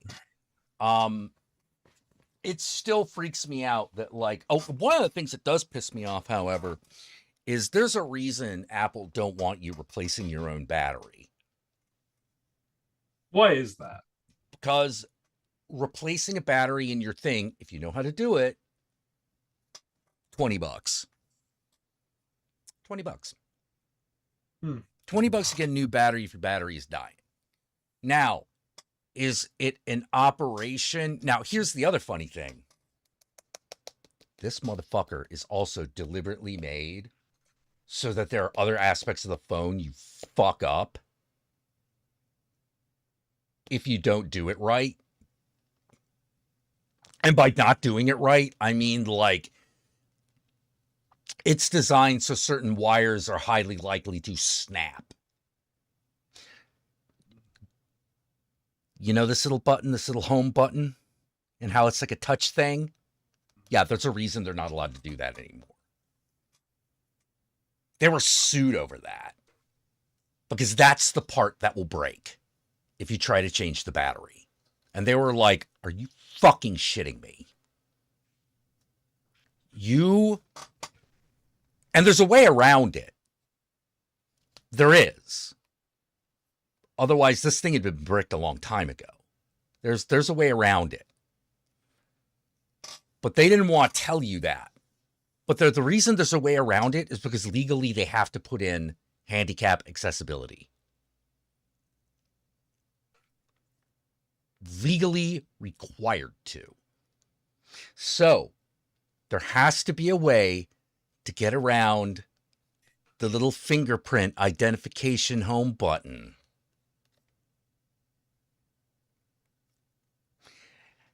And on an Android, it's just the way the phone works. That's fantastic. Yeah, on Android, it's just the way the phone works. You know, they don't have a special peripheral that it has to go through. But, you know, of course, those things that you said about the iPhone are true, because it's two words. Say it with me, children. Planned obsolescence. Yeah, planned obsolescence. Planned obsolescence. This is an iPhone 7. I have made this fucker last because I have had to. Well, to be fair, like, you know, you bought that very lovely suited Baphomet fucking phone case. You have to be able to keep that. Well, I mean, like, I get this for any of the phones I have, but like for any of the phones I could have theoretically. And I probably am going to try to replace this thing soon. But here's one of the things about smartphones that I know is true. Mm-hmm. All right, they still charge you an arm and a leg for these things. You know why they give them away with a new fucking thing? Because these things are now like thumb drives. You could just crank them out. Remember thumb drives and how great those were? And now you don't bother to use them anymore? And they're that thing you buy at the corner store for $10 because for some reason you needed to transfer it through a thumb drive. But like nowhere else really cares about them. I still use thumb drives because no one expects me to. Yeah. But like, it's unusual. It's now like a weird, crude, techie thing. It's not even an elegant techie thing. It's a crude techie thing. You know? Actually, also now that I think about it, how suspicious is a guy with a bag full of thumb drives? Yeah. Well, like, you can get a burner phone that is almost as good as the iPhone for about $20. $20. Oh no, go lower than that. I've got a whole drawer full. Yeah. But I mean, like, no, but I mean, like, actual modern ones. Oh yeah, no, I know. You know, like, they could sell these for $10 and still make a profit. That's what I'm telling you. The only thing that really is the difference is the camera. The camera is the thing that is different. And that's not necessarily cheap, but that still only brings the phone up to like $300-400. And only for the first couple of years of its existence. After that, you can just crank it out. So what I'm saying is there might actually be a point where, like laptops in schools, they just give kids smartphones because they're cheap. They'll be like, not quite like pencils. Well, maybe, because we don't give teachers pencils anymore. For fuck's sake. It's like your school can't afford enough pencils? How? $1,000 worth of... Do you know how many pencils you can get for $1,000? Yes, actually, I do. Yeah, I bet you do. It's a lot. It's a lot of pencils. You know?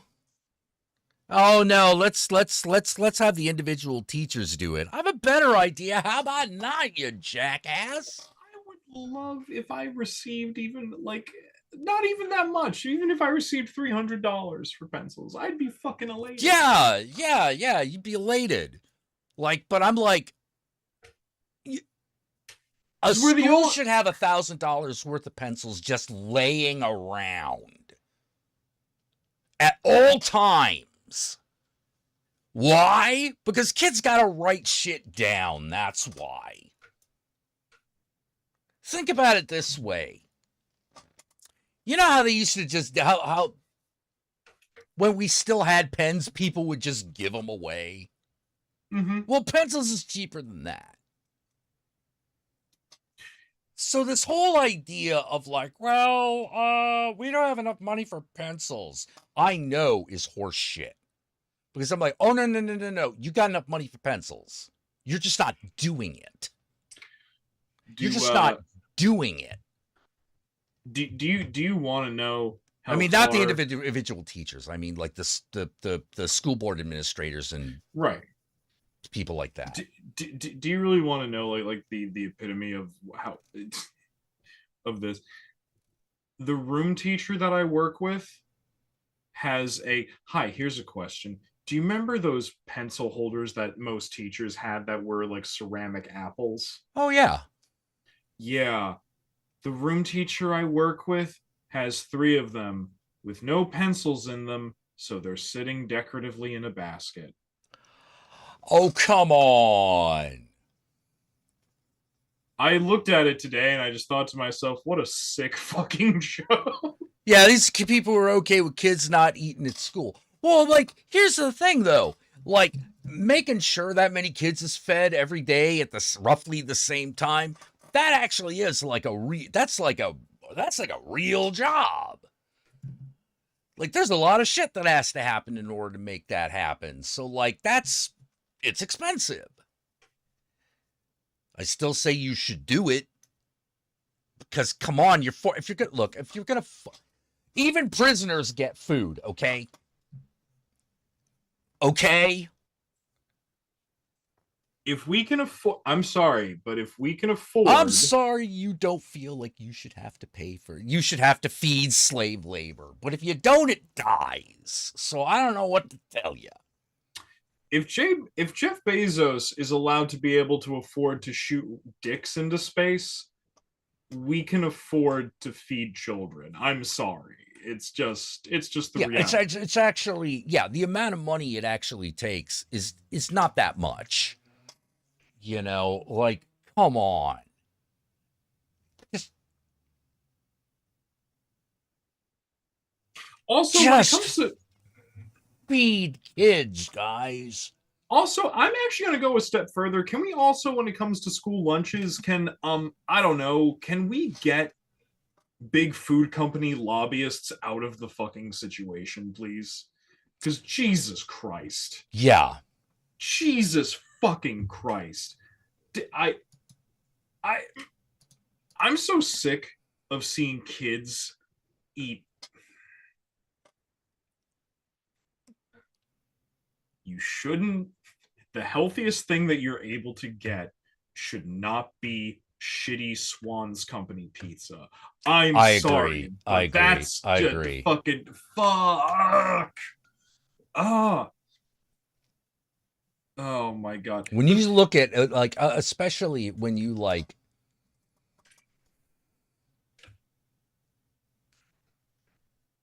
do you know how many jobs it would create if you had if every school had a properly staffed cafeteria? It'd be a bit.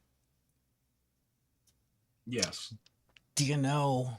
Like, my opinion is also this: schools should be pencil and paper companies' best buddy. Best buddies.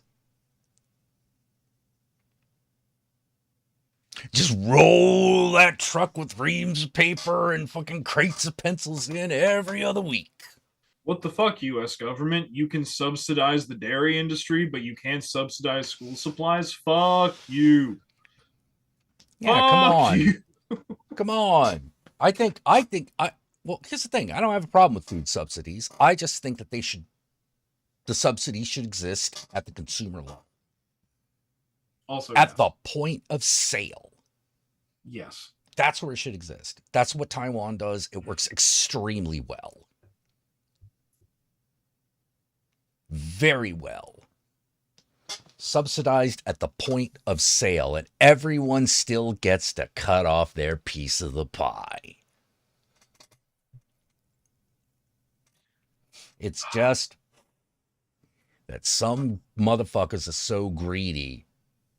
They not only want a bigger cut of the pie, they don't want no one else to have pie. By the way, please excuse me for getting like fixated on like the health of school lunches, but like that's been kind of in my head lately because I recently just explained to someone about like, you remember a few years ago, no, do you remember like the during the George W. Bush administration, like that whole like sugar report that got like taken away from the World Health Organization?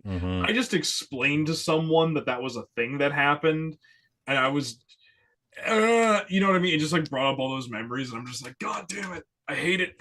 Yeah, if you want to lose weight in a hurry, cut out all additional sugar.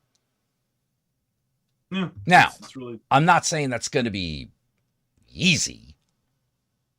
The only reason I did it is I had to.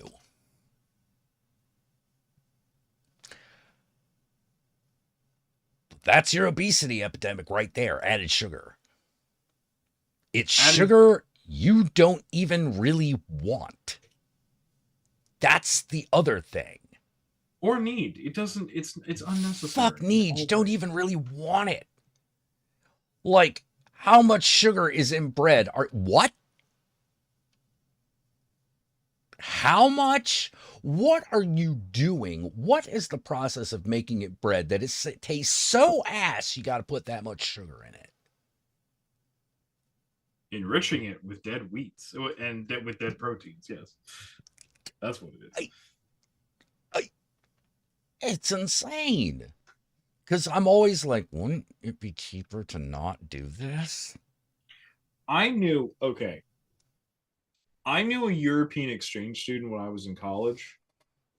I need to point out, she came over here and she ate the same kind of, like, in the same kind of way that she would have back home. She started gaining a bunch of weight and couldn't figure out why. Oh. And and I was a little like more like health crazy at that point. So I was just like, oh yeah, it's because everything that you have has like way more additional sugar in it. And she was just like, what are you talking about? I'm eating what?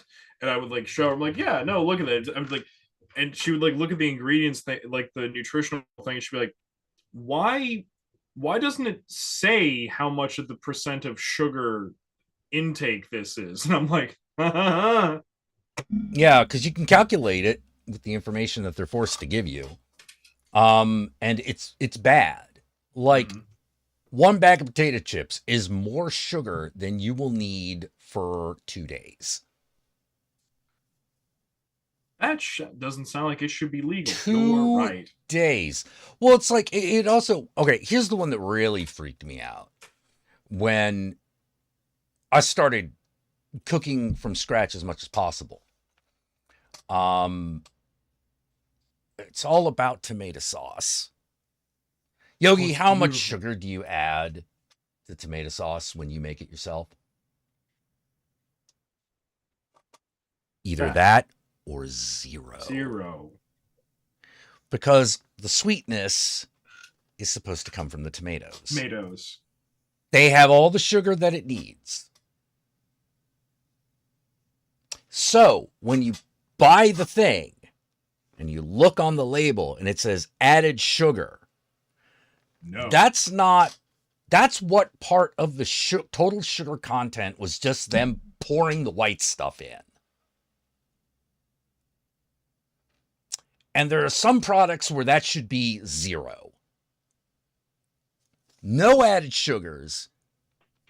Plenty of sugar just from the shit that we put in it. That goes in just from the raw ingredients. The tomato, when grown correctly, is very sweet. Actually. It is actually, yeah. I didn't know how bad things were until I saw a joke on King of the Hill about tomatoes. Oh no, I know the one. It's like this is a tomato? I thought it was a heaven ball. Yeah. It's like, come on, tomatoes have no flavor. And I was like, I know this is a joke, but I also can tell a joke that's not a joke. People don't know, man. Because I was like, oh, this is why beefsteak tomatoes suck.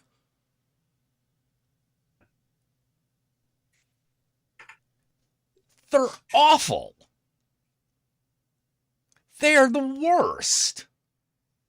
It's like, hey, I got all this tomato. Oh, great. Does it have any of the things that make eating a tomato a pleasant experience? No. It's just big. I hate you. That's why you got to get your hands on a Jersey heirloom, my dude. Yeah, well, like an heirloom. Hell, you don't even need to go that far. You can go into your fucking canned tomato section and just find one that says product of Italy. Change your life. You don't need to go organic heirloom. Let's see if it says product of Italy, because if it does, that tomato is going to be amazing, even if it's in a can. Now, to be fair, you're talking about going out and buying an organic heirloom tomato. What I'm talking about is knocking on the door next door and going, hey, I'll trade you 5 of these for 6 of those. Oh, well, okay. Well, that's potentially a different situation. Yes. Entirely. Because the secret is the red clay deposits in our soil. I'll trust you on that one. Yes. I can maintain plants, but only if you make me do it. Aw. See, you need to find a way to make it cool for yourself. Like, for instance, if I have my way and I'm able to get the shit I need, for this coming spring, I'm gonna have like my veggies, and I'm gonna have like my herbs, but then I'm gonna have, if I can swing it, I'm gonna have a poison garden. Hmm. Yes, at least tomatoes are better. They're not even native there. They're just like, we know what we want in a tomato. We're going to make that. America, on the other hand, can't get its shit together. You know, like, No. holy crap. Do You me know, there are Romas at least, man. Do you know there are people who don't realize that hominy is a type of corn? Yeah. I'm like, What it's maize. are grits? It's ground cornmeal. Cornmeal. Yeah. There's some grits in. What's hominy? That's the kernel. So if you got hominy and grits, it's ground cornmeal with corn chunks in it. It's it's a less sweet corn chowder. Mm-hmm. Specifically, hominy is a type of maize or maize that is more natively grown in the Southwest. Yep. It's quite nice, actually. Yeah. You can make tortillas out of it. It's really, really good.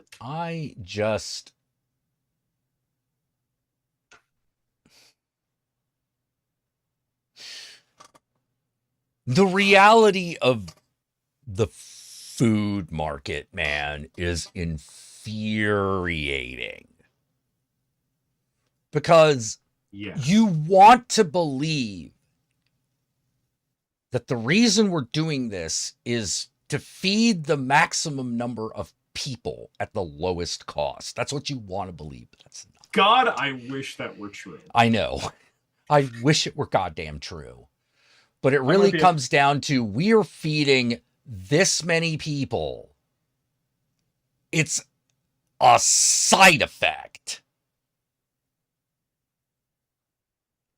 It's a side effect.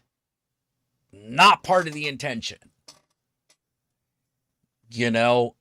And that's the other thing. Why do school lunches? Why does it cost so much to do school lunches? I'll tell you why. Because everybody wants a piece of that pie.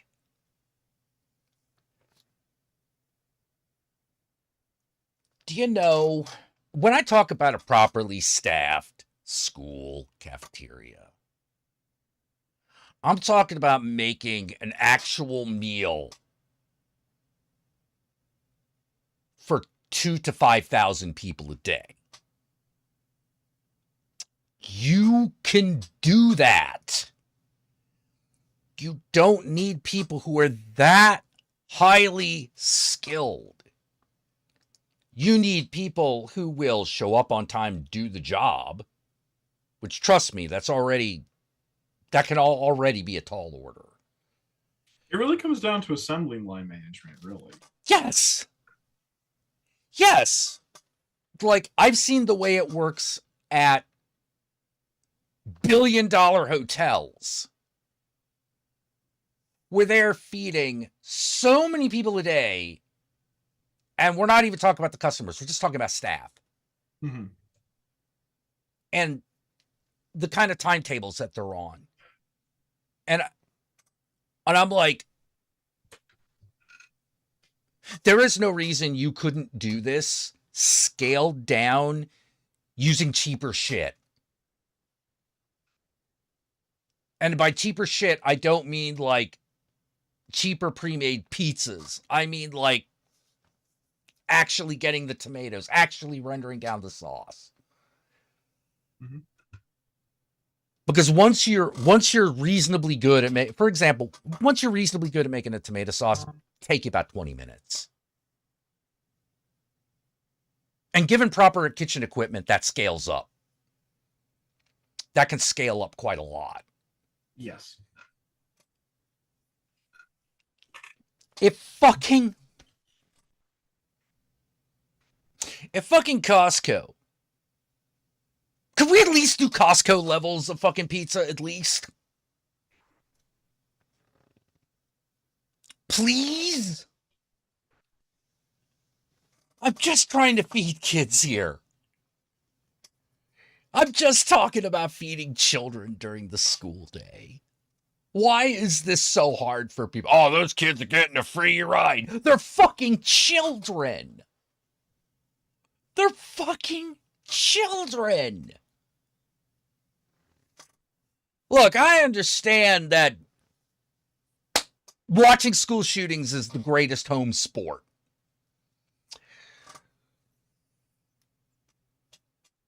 Start a betting pool. It'll happen.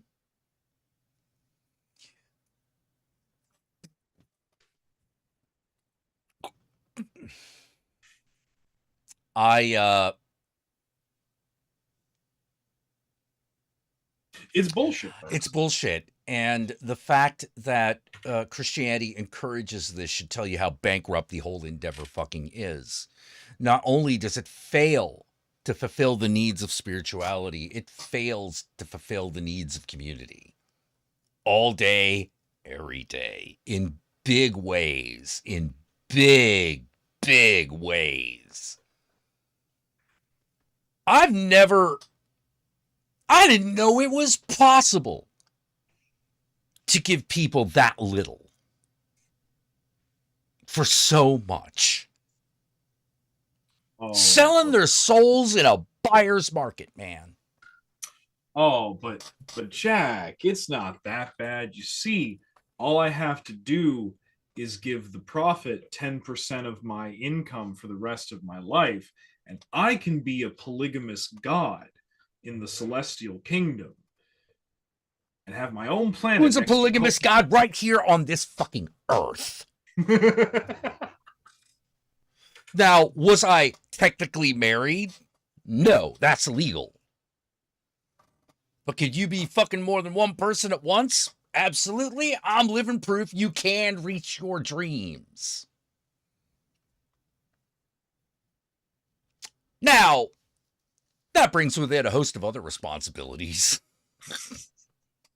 That makes one tend towards monogamy eventually. I don't know, Jack. I mean, sounds pretty good, but Joseph Smith told me I could be blonde. I could be blonde. Without having to use dye. Oh, without having to use dye? Oh, is that your limit? Oh, is that the limit? Science ain't good enough for you. Real results ain't good enough for you.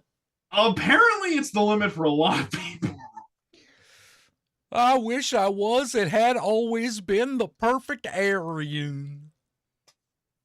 Fuck you. Fuck you. Also, eugenics. What the shit? I said it before. I say it again. Eugenics is idiotic. Oh, but wouldn't it work? Yeah, if we were smarter. But we're not. Do you know eugenics? Like, I love saying this. Eugenics made the pug. It did not make the super dog. It made the pug. It made the wiener dog. You don't want to be the pug or wiener dog of people. I'm telling you that right now, because as adorable as those guys are, we are monsters for having made them. Because of the concept of human eugenics, we have to live now and forever with the backwater petri dish that is Utah. I said it. Yep. And I don't feel bad. Well, that's why it's... If you're from Utah and your last name is Young, go fuck yourself. Ooh. That whole family can go fuck itself. That probably does.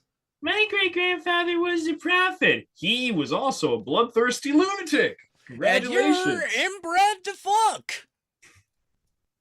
You're inbred to fuck. Stop it. Look. Creation gave you genitals that wanted to fuck people that look different from you for a reason. Wait, hold on. Why does Mormonism make Adventism look not less weird, but a different type of weird that isn't as racist? Because... Yeah. Okay. because it's true. It is a different type of weird. It's still weird. It's a different type of weird. And the one thing I can give the Seventh-day Adventist is it didn't take the federal government to force threatening to close them down for them to say that black people can be ministers.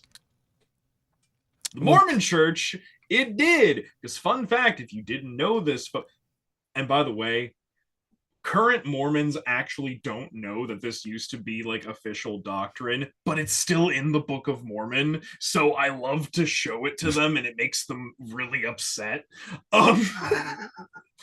But Joseph Smith taught that black people are angels who didn't fight valiantly enough against Satan, so they're cursed to have dark skin, and specifically being black is the mark of Cain. Yep. And because of that, black people weren't allowed to hold the priesthood. They weren't allowed to like get the full endowment ceremony and become members of the Aaronic or the messaging priesthood within the Mormon Church until in 1974, the federal government said, hey, you stop that or your tax exemption status goes away. And then all of a sudden, the prophet of the church at the time went, a revelation. Yeah. A revelation. Revelation. We got to keep our tax exempt status. Also, I think it's funny that I'm not allowed to be a Mormon because I'm a Mason. They won't allow me to convert into the church. They will not allow me to get baptized as a Mormon. Do you know why? Why? Because Joseph Smith stole our shit! Yeah, that sounds about right. He stole all our shit. Okay, question. You know how, like... Have you ever... Okay. You know how, like, if there's a Mormon church or chapel in your town or neighborhood, you may drive past it and you may go, oh, look, it's a little building that looks like a Protestant church. Mm-hmm. Okay. You might feel differently if there is a Mormon temple in your town. The big one is that big fucking white fucker in Salt Lake City. That's the main temple. But all temples... Mormon temples look like that, and the temples are different. And you know why they're different, Jack? Because when you go in, it's set up like a fucking Masonic lodge. Yeah, I believe it. Because Joseph Smith was in the Masons, and after he got in the Masons, he wrote down all of the ritual, and then went to the fucking cult he was starting and went, the Lord has revealed to me the true way that the temple in Jerusalem was on the inside. Quick, children, give me your money to build this arcane shit. You know what I want? What do you want? I'm going to change the subject slightly. Okay. Change the subject slightly because I found something that I think you might be interested in. Okay. All right. What if I told you there was a game out there that was basically queer Silent Hill? Shut up and take my money. Okay, it's called Sorry We're Closed. It's on Steam. It's $22. Ooh, I'm gonna have to look at this. Yeah. It is a low res game. Like PS1 level of graphics. Oh, that's fine. Yeah. And it's got them clunky tank controls. More or less single camera view of a particular environment. Camera moves a little bit. Oh, my childhood. Yeah. So if you're nostalgic for those games, this is a good one. I don't think I've met a heterosexual character in this game yet. John says, yeah, that's just called Silent Hill. Oh no. Gayer than that. Like, we're talking Bravo at its height, wishes. Somewhere along the line, we got really gay. Like, okay, it might be as gay as that parody of Bravo. Okay, fair enough. Because it's also like it's kind of a beautiful fairy tale in a way, even though it's definitely a horror game. Because like I said, as far as I can tell, there's a block in London where apparently no straight people go that is entirely populated by genderqueer people. That actually sounds like heaven. I think you're describing heaven. Yeah. So I encourage you to check this out because first of all, it's a very pretty game. Low res, but pretty. Okay. You know, I'm sorry. What'd you say the title was again? It was Sorry, we're closed. Closed. A title that does not tell you anything about the game. But the art style is very cool. Like everything about it screams like late 90s queer culture rave. Oh my god, the design of this is fantastic. Yeah. It's actually. Oh my god, this reminds me of games on my GameCube. Jesus Christ. Mm-hmm. Yep. Oh my god, this is like what playing Ocarina of Time on GameCube looked like. Holy shit. Yeah.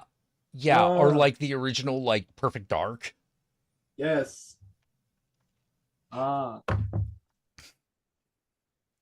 You know, like yeah. I actually recommend it. It's a nice little like horror game. You do, you know, even the weapons you have are gay as fuck. And you know what? As they should be. And you know what? I'll say it. To me, villains and monsters are scarier looking on low res. They just are. And even the scary monsters are sometimes not evil. And the angels are not always good.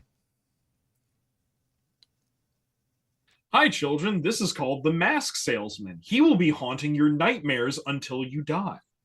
My favorite right now. My favorite character is probably Robin. Okay. A genderqueer, lean, slightly masculine character who wears like a bushenka that his horns are coming out of. I love this. And his demon form is always like in this like kind of upside down cross bondage outfit. Are you sure that's not just you? I never looked that cute. I don't think I ever looked that cute. Aw. You know, I think there was a period in my life where I could have pulled it off, but I don't know if I would have looked that good in it. Well, we contain multitudes. Yeah, we contain multitudes inside of us.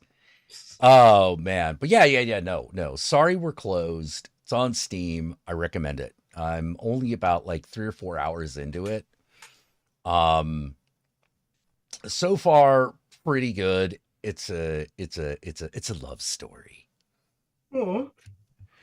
You know, and I'm pretty sure it's set in like that kind of timeless late 90s that a lot of movies are set in because there are flip phones, but everyone's still got CRT televisions.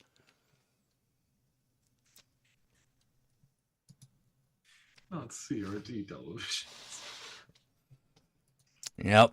With the tube. And it did make me realize one thing. In Babylon, one of the options for the crypt needs to be, it's not just the apartment complex, it's the rundown apartment complex. Yes. Yeah. Plumbing don't quite work. Wi-Fi's bad. Because that's the other thing. Like this world got Wi-Fi in it. Because they specifically mentioned it. You know. No, you see, the rundown apartment complex has to actually have excellent Wi-Fi because it's the only that and the affordability is the only reason we're here. Well, the thing that was, I remember the days, the early internet, it was so cool is because everyone was sharing everything. You know, you really could just log on to some rando's network and just like, you know, use the bandwidth. Yeah. God, do you remember the time before people were really into like password protecting literally everything? Yeah. I really remember those days. You know, man, there's a reason that they put passwords on everything. But Man, the fact that like it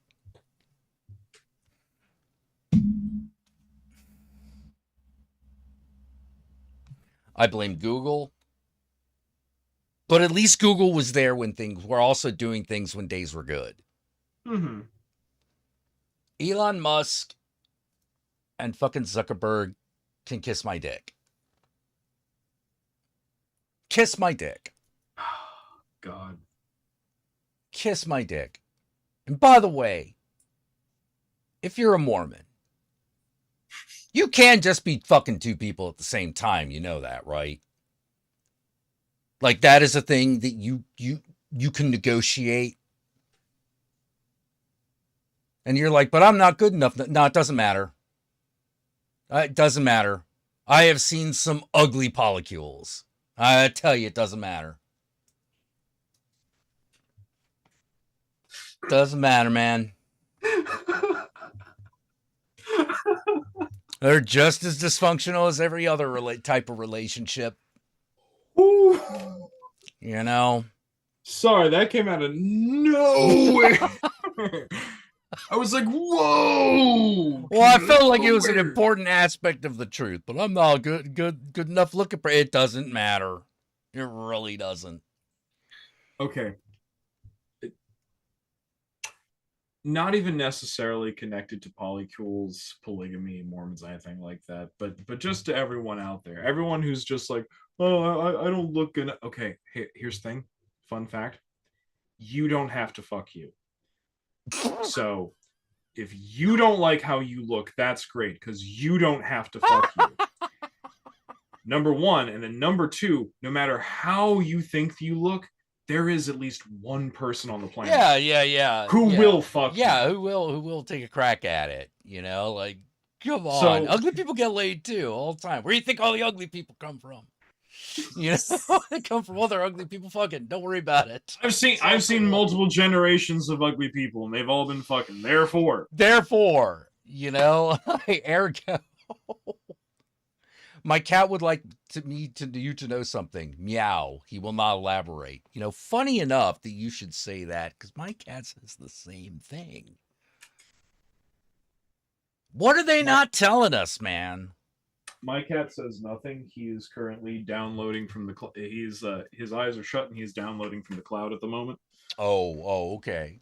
He's updating his software. He's updating cat. He's trying to update to cat 1.5.0.7.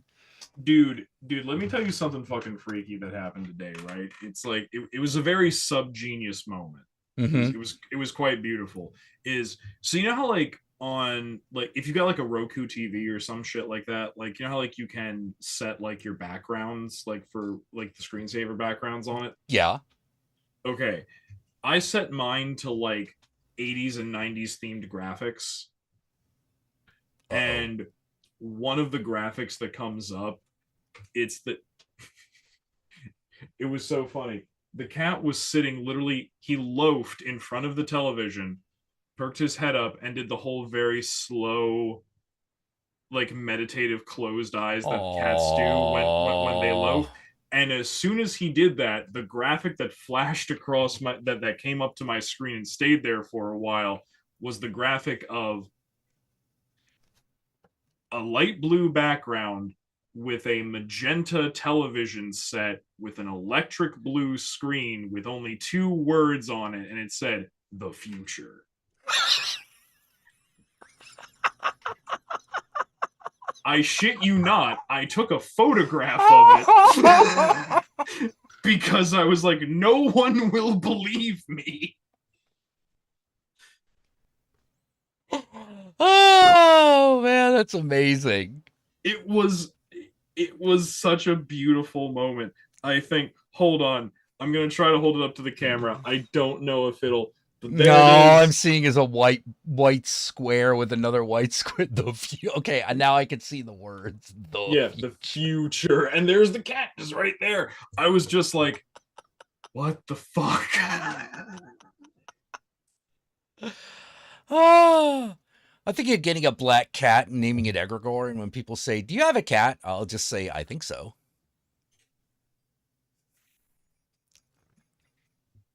That's good. That's very You good. know? That's very good. It's very good. It's very good. Oh my god. I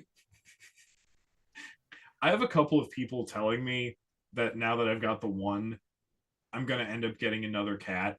And I'm like, stop doing that. Don't put that out into the universe. Stop It that. could happen. It could happen. Like Uh, there are tales of people out in the suburbs that have one cat, and then all of a sudden one day they come home and there's two of them. My favorite is still, we lost our cat in a storm and then we found her. And then 2 months later, the original cat came back. So we now have two identical cats. What is going on? They're from the Feywild, man. I swear to God. Yeah, I'm like, fucking... one's a fetch dude, and the other one just got back from the hedge. You got to be careful. Look, you have to keep feeding the one, because if it remembers it's actually a gremlin, you're in trouble. You have to keep telling it, "You're a kitty," and it'll go like, "You're right, I am a kitty." I did figure out why mine has had such like a penchant for like manipulative mischief, though, is that apparently he's part Abyssinian. Oh. So, yeah, I fucked up. Gotcha.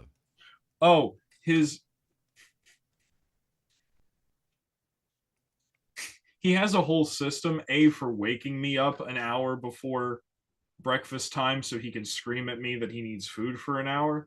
He's perfected a way of doing this, making sure that I stay awake, and then if I have not gotten out of the bed in an orderly and timely fashion, he has figured out various ways to force me to get up. Dude, I have discovered that knocking over my Transformers collection is part of my cat's day.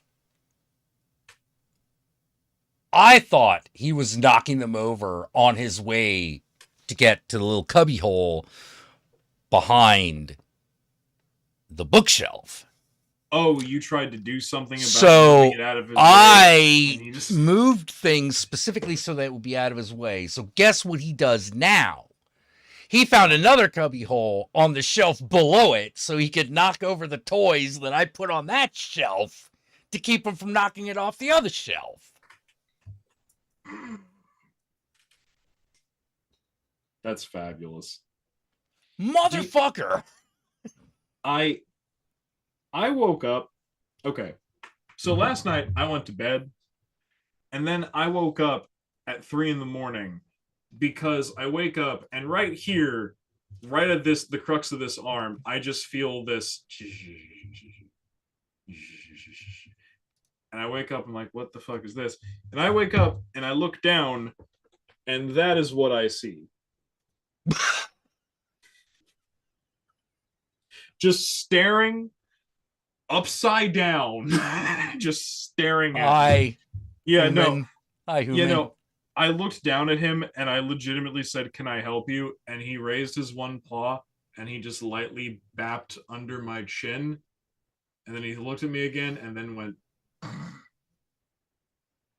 "I watch you while you sleep so I can imitate you when you're gone."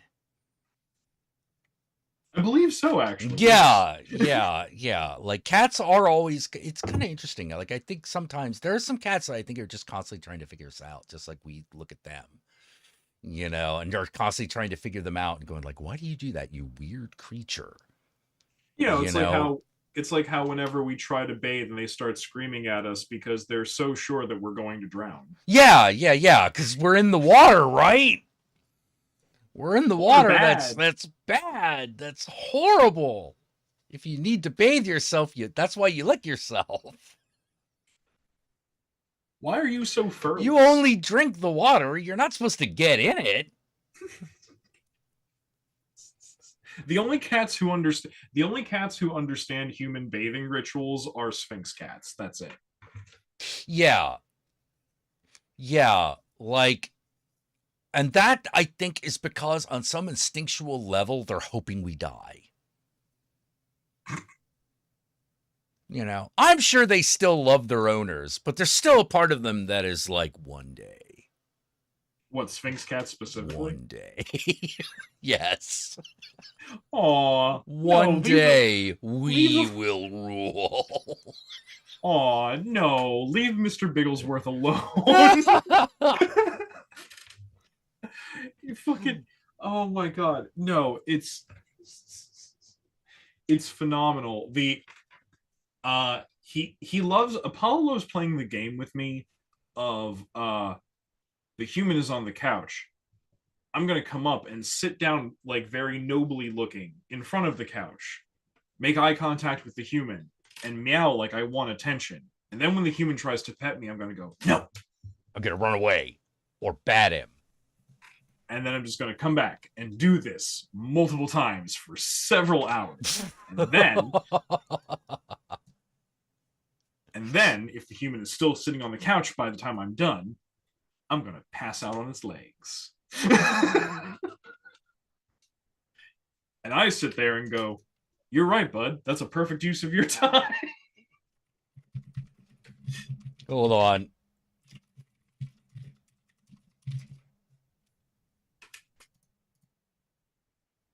All right, I had to do...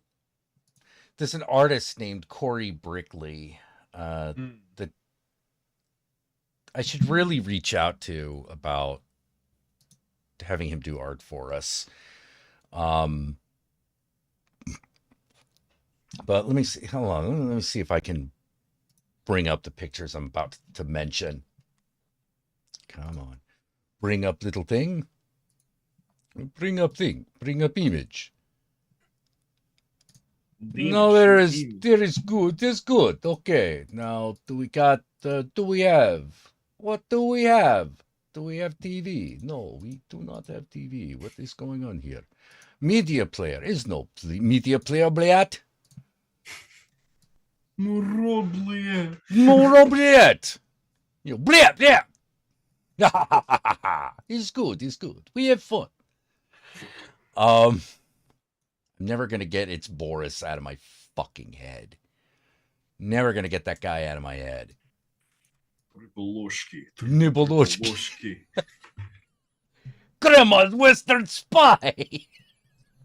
It's like, in the jar from Babushka. Say, what do you say on bottom? Made in Italy. Babushka's Western Spy. No! It was this picture in particular. I was looking at this and I'm like, I need someone's phone number.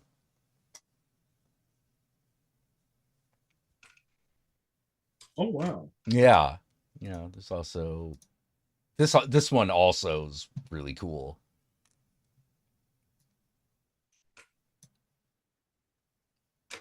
Would I want to though? Would I want to what?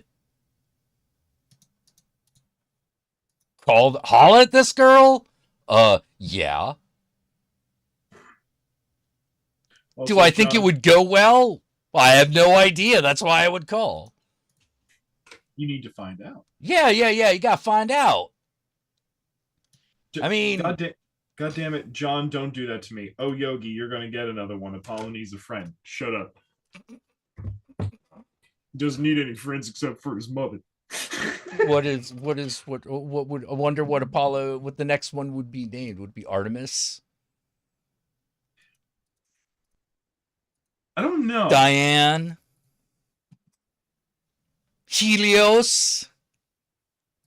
Well, okay. Well, it definitely couldn't be Helios because the next one would. I'm very aware of like. Oh, get Boris out of my head. Oh, that's what I want. I don't know that I want to get Boris out of my head. You know, the guy was really funny. You know, and he didn't. And I can guarantee he didn't vote for Trump. I'll tell you that. We love him. Yeah. But no, I'm very aware of like the gender swapping order. You know, like that. Oh, if you have like a slightly older male cat get a young female, he'll get like, oh no, adoptee. If you have like an older female cat, get a younger male cat. Right. Yeah.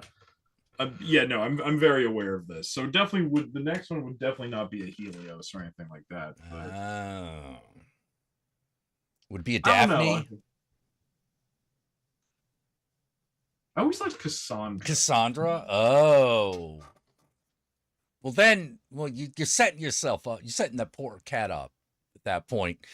Because, like, all that meowing is warning you about the eventual stubbing of your toe that's gonna happen. She's trying to warn you the whole time.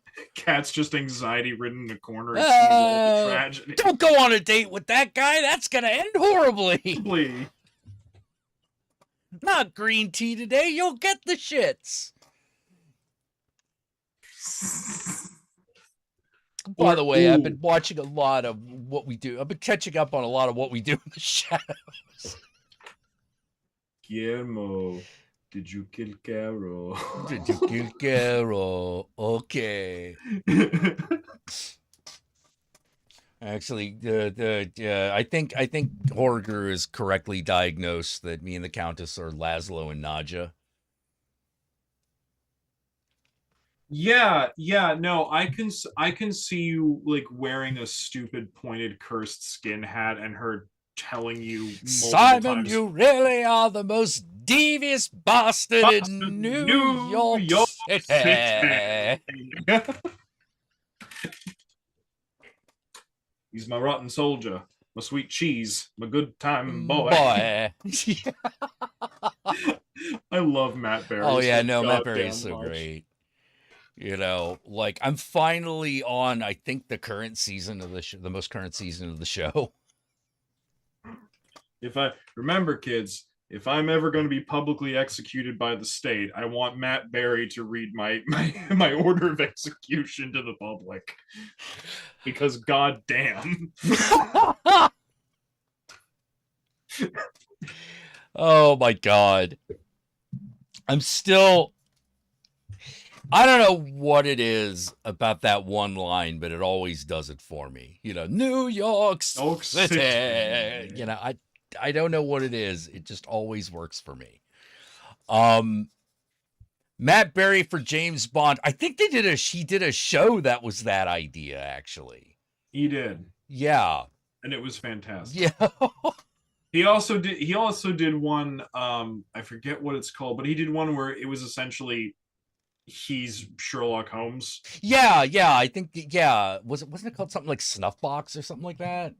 I don't remember. I think it was I think the name of the show is the name of his character in the show. I just cannot remember. Matt Berry Sherlock. Let me see. Or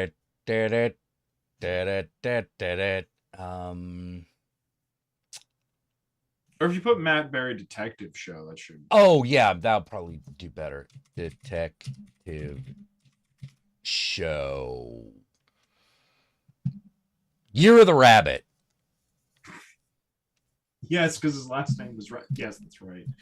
Oh my god, with that fucking blue, with those mutton chops and that blue fucking coat. Yes. Oh my god, fucking god. I fucking love Matt Berry. I love that. I love that Matt Berry just decided one day I'm just going to be the sexiest man on earth, and then he was. Yeah. He just somehow pulled it off. I didn't become a vampire to do paperwork. I became a vampire in order to drink blood and fuck forever. Forever.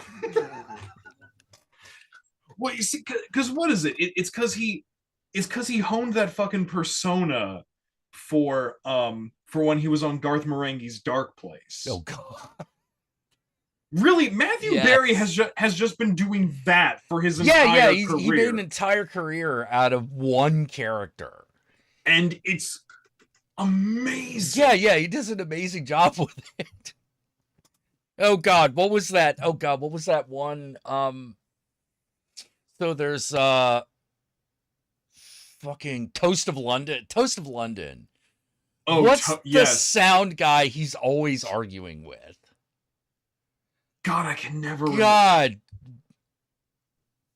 Yeah, it's like Clive Marengo or something. Toast of London, Matt Berry, Booth. Hold on, it's got to be. Oh, Up periscope. Down periscope. Tells me who plays the sound. Hi, Stephen. This is Clem Fandango. Clem Fandango! You shut the fuck up, Clem Fandango! Fandango. I've had enough out of you. Yes, I can hear you, Clem Fandango. I really do love that for Toast of London, someone like looked at Matt Berry sat back and said, okay, what if that time that Orson Welles was yelling in a sound box, but a running bit forever? Well, I feel like he's actually doing doing a kind of takeoff on Orson Welles drunk doing that wine commercial outtake. French champagne. French champagne. Just sitting there like drinking. Like, this is all shit, you know that, right? Yeah, it's all a bunch of shit. You know that, don't you? Under protest is beef burgers. Yeah. But it's all right. I've ascended to the great beyond where I can eat Mrs. Pill's fish sticks forever. Actually, the thing is I love that outtake because I feel for both sides of the equation. Oh, you know, like I understand why fucking like Orson Welles is losing his mind. You know, like having done voiceover work where you've got having a bad sound designer talking to you is the worst. Like you're sitting there, you're just like, oh my God, shut the fuck up. Do you want the recording or don't you? I am so sick of your shit. You know, because if everything went well, this wouldn't be happening. And yet at the same time, I feel for the fuck up guy who's getting reamed out by Orson Welles. Because the bitch is just being so savage. Well, no, it just can't be done. What do you mean put the emphasis on in July? That doesn't sound right. You don't say July. It. Very wearying, this one. Unpleasant to read. See, it doesn't hit the ear right, does it? It sounds tinny. It's not.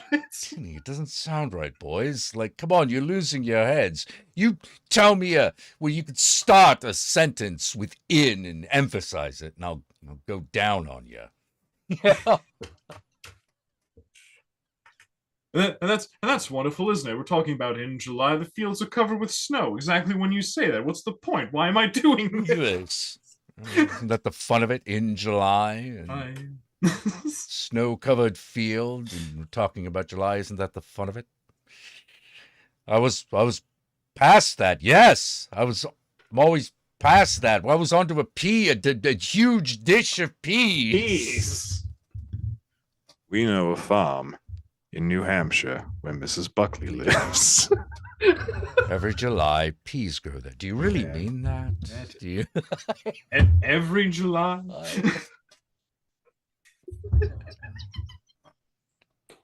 Also, most threatening introduction to a farm ever. Oh, yeah. Like, can you imagine that? Like, you know, what is it they're actually selling, by the way? Because I got the feeling that these were like parody ads that went before the real ad, if you know what I mean.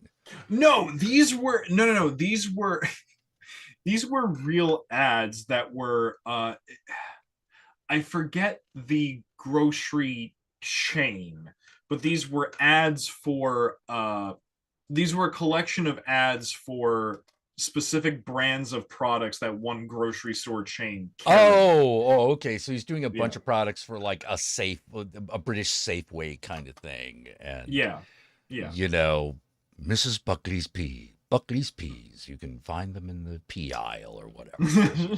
Okay. Oh man. Well, like, yeah. Could you imagine? We know a fjord off the coast of Norway There every year the cod gather in great shoals. Crim crust coatings. It's a very wearying one. Unpleasant. Can we move on? Yes, please. Let's move on. Crumb crust coating. Come on. First you're telling me to emphasize in July, and now you're telling me, come on, boys, you're losing your heads. But you know the weird thing is, you sit there and you listen to what he's saying, and I'm like, yeah, no, crumb crust coating sounds horrible. I don't. Yeah, like that that. sounds crumb crisp coating. Yeah. It makes my mouth dry. I don't. Like Yeah. Did you want to say something like a crisp crumb coating? You know, maybe. That oddly, that's actually better. Yeah. I mean, a crisp coating of crumbs. I like that. That's fine. I'm waiting for the inevitable outtake of a voice actor having to read something that was written by AI and losing their minds. We all rally behind that. It will, yeah, no, it'll happen. It'll be glorious. It'll be someone like the guy who does the voice of Bender. Oh, yeah. Yeah, it'll be someone like him, and he's going to lose his goddamn mind because the lines are so bad. You know? Fucking Dante Bosco punches a sound engineer. Who wrote this? ChatGPT. Oh, son of a bitch, you know? Why don't you get ChatGPT to do the voice for you? I'm sure that'll be riveting, you know. And I can go back to re-editing The Other Side of the Wind, a movie I will never finish editing. Fuck you. No. He finished it. Just also there was a part 2 to it, and then included the documentary about the making of that. Fucks with me. Oh, every dude, goddamn it's time. amazing. I just about lost my mind. I lost my mind in the best way watching the documentary about The Other Side of the Wind, the lost movie of Orson Welles, and then immediately watching the movie. Holy shit. Was that an experience? Because it's right the fuck there, and it's terrifying. Oh, man. Oh, man. See that's the real crime, right? Is that so many people in America know Orson Welles as like that, you know, that weird guy like from like the Paul Masson commercials and shit like that, and I'm just like, and people will be like, oh, isn't it so sad he did Citizen Kane and then his career. I'm like, no, his career didn't. He just went away from America. Yeah. He just went crazy. He just went a little nutty. He came back to the U.S. to do bullshit parts to get money to go to Europe and fund his drinking, his whoring, and his making of brilliantly artistic films. Yeah. All while living rent free on oh god, what's his name? The guy who directed Targets. And Moonstruck. Yeah, that fuck. Yeah. But yeah, like living off that guy. Yeah, living off that guy, you know. Oh my god. Hello, my name is Orson Welles. I made this movie called Fake. It is a multi-layered metaphor about fakery and the authenticity of art, but also it's to show off my hot, beautiful caramel-skinned girlfriend's tits. Yes. Look at her. Yes. Look at them. I get to play with those. Yeah. Oh my god! Like, first, I'm just actually, saying, I really like The Other Side of the Wind because, first of all, I'm looking at it and I'm going,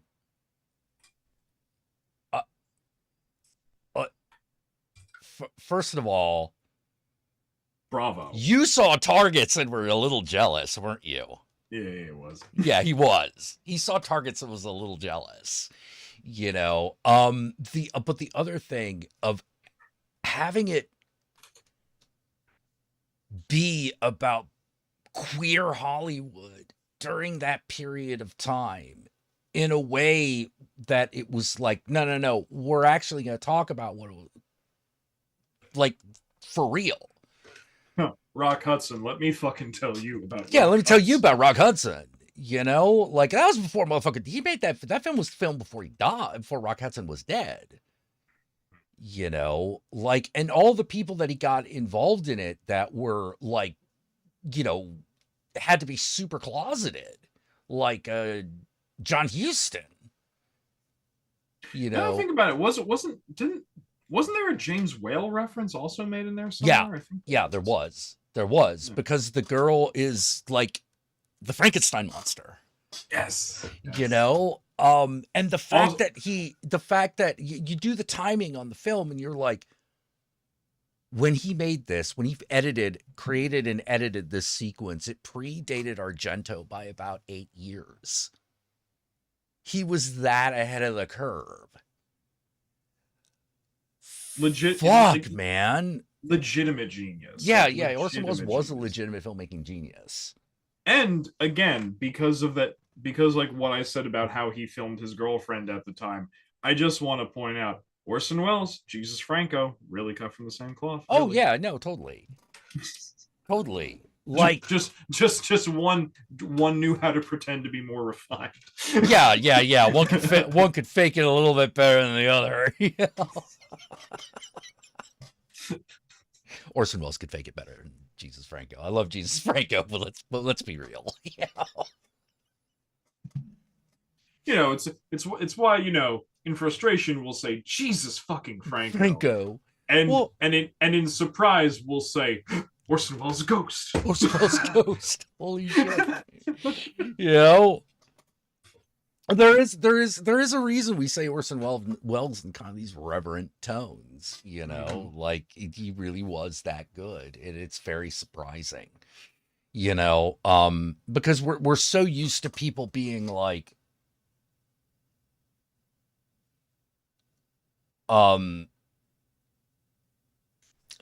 not associated with, but being likened to like Wells or Hitchcock, and going, no, you can't. You can do those tricks, but you can't duplicate that director. You can't duplicate that art. I think one of my favorite. It's so sad because it's one of my favorite scenes that Orson Welles ever filmed, and I literally cannot remember the title of the movie, which is absolutely monstrous of me. But it's an Orson Welles film that opens up in a South American city, because we're going to be following a character who's involved in like intergovernmental like espionage, and higher the first 10 minutes of the film are just one tracking shot in real time that does not cut away. And at the time, no one had really done that before. Is it black and white or color? It's black and white. It's black and white. Yeah. Um, but no one had actually really like done that before Orson did. And it's fantastic. Like it follows along like in real time with the traffic of the cars and the scene and everything. It's one long tracking shot and it's so good. Was it It's All True? I think so. Maybe. Yeah, he had an unfinished 3-part film about South America called It's All True. That might be it. That might be like some of the surviving footage from that. Yeah. But it's a really good shot, and it's just so fantastic. Oh. Yeah, it's one of the things I think it's hard for people to understand. And yes, you're right, Just Follows. Peter Bogdanovich, thank you. Is why there are so many great unfinished, why an artist leaves behind so many great unfinished projects.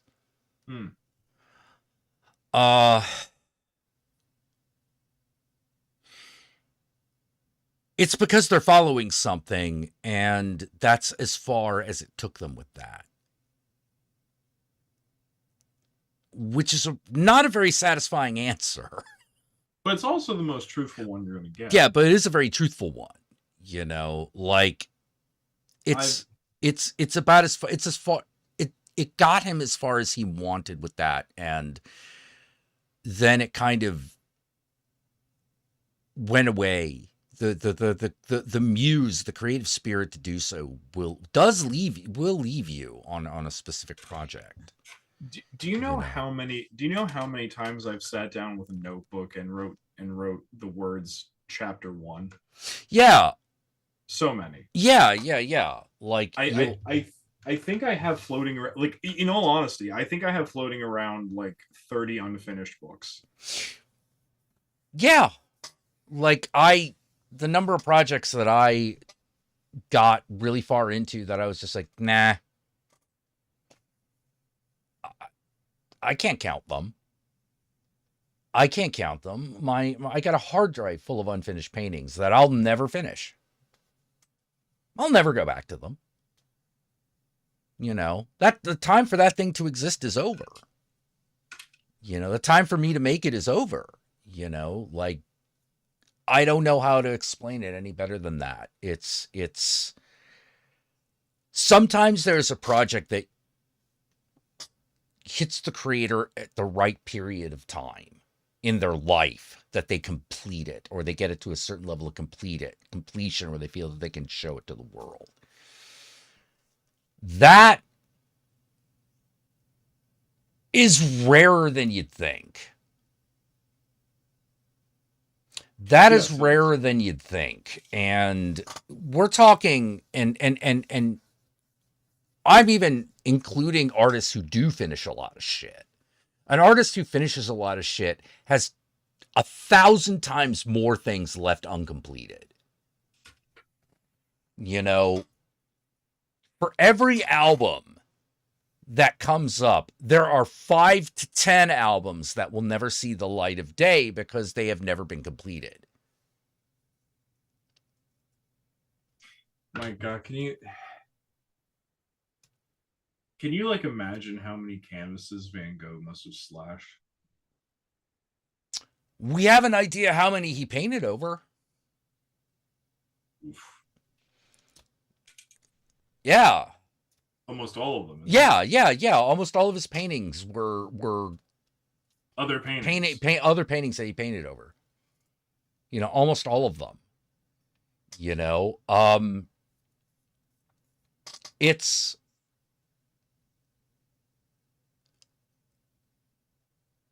a mysterious art. The art is mysterious. It's very, very, very strange because you're dealing almost exclusively with the world of the mind. And that is such a tenuous thing. That is so tenuous and ephemeral. You know. And the more difficult something is, the more the creator is driven to attempt it. Yes. And sometimes you don't know what hard is. Like, one of my favorite writing arts is the short story.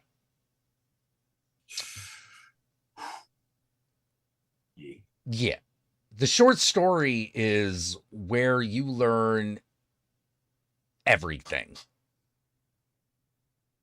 The short story is how you learn to write everything.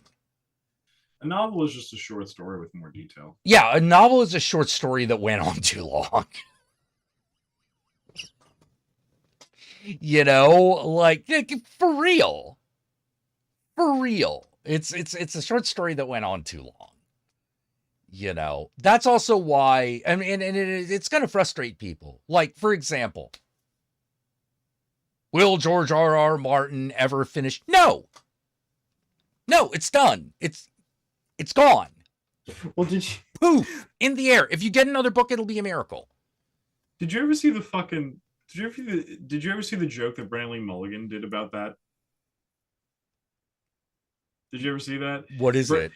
He did this whole bit of like, it's like, do an impression of George R.R. Martin like trying to keep his editor from asking about like wings of like ice or whatever. And it's just like okay, now I understand that you want that, but here's the thing. The Targaryens, the blood of old Targaryen, I have this whole other thing. It's a prequel about them, you see. And I understand you want the other thing, but here's the problem.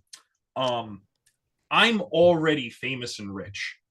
Yeah, you can't convince that motherfucker do nothing. Have you ever written before? It is the saddest, most hard thing on the planet. And I don't want to do it no more. I don't feel like going back into that workshop, Moss. Too bad. In my spare time, I wrote this bullshit. You can publish and make money off that. How about it? You want it or don't you? Yeah.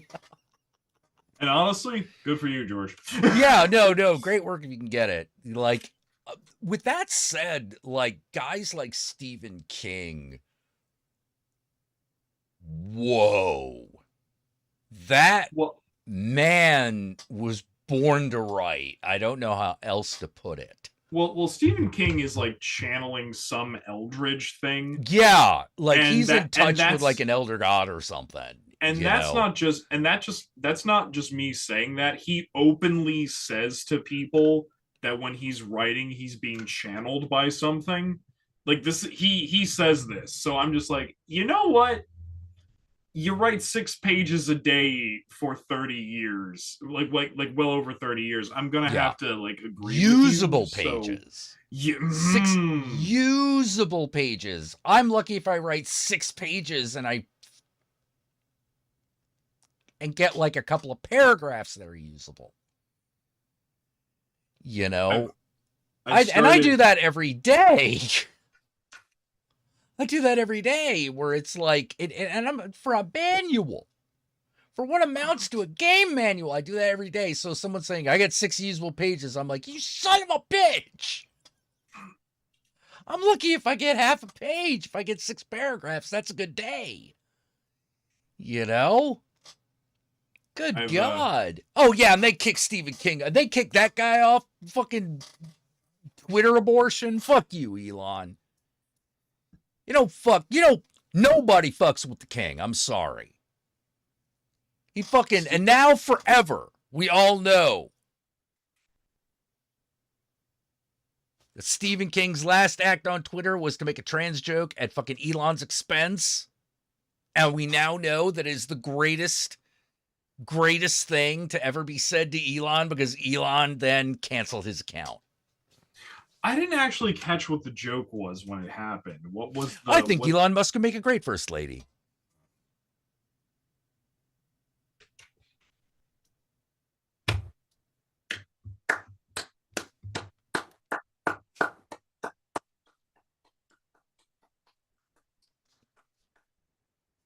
Tweeted that shit. Hour later, ban. And of course, Stephen King's just, I wonder how Stephen King feels. I'm like, he's probably laughing because he's like, I've been banned for real, bitch. What are you talking about? This is a small cherry on top of a gigantic cake, you dumb fuck. You think I don't have Instagram reels? I do. I'm Stephen King. I'm Stephen King. Y'all suck it. I'll get on Blue Sky. You know why? Because I'm Stephen King. It's like, dude, fuck Threads. I'm not a millennial. Oh, God, I can't handle Threads. I can't handle Threads. I'm not even gonna bother trying. I tried. It was just shittier Twitter. but now I have Blue Sky, which is Blue Sky just, was the real deal. Yeah, Yeah, Blue Sky was yeah. the real deal. Yeah, which is just, better Twitter, except there's no better Twitter because there's no Nazis. There's just a bunch of POC people, queers, and furries. Well, it's decentralized. Yeah. So they can go like, well, I don't control that. We purposefully don't.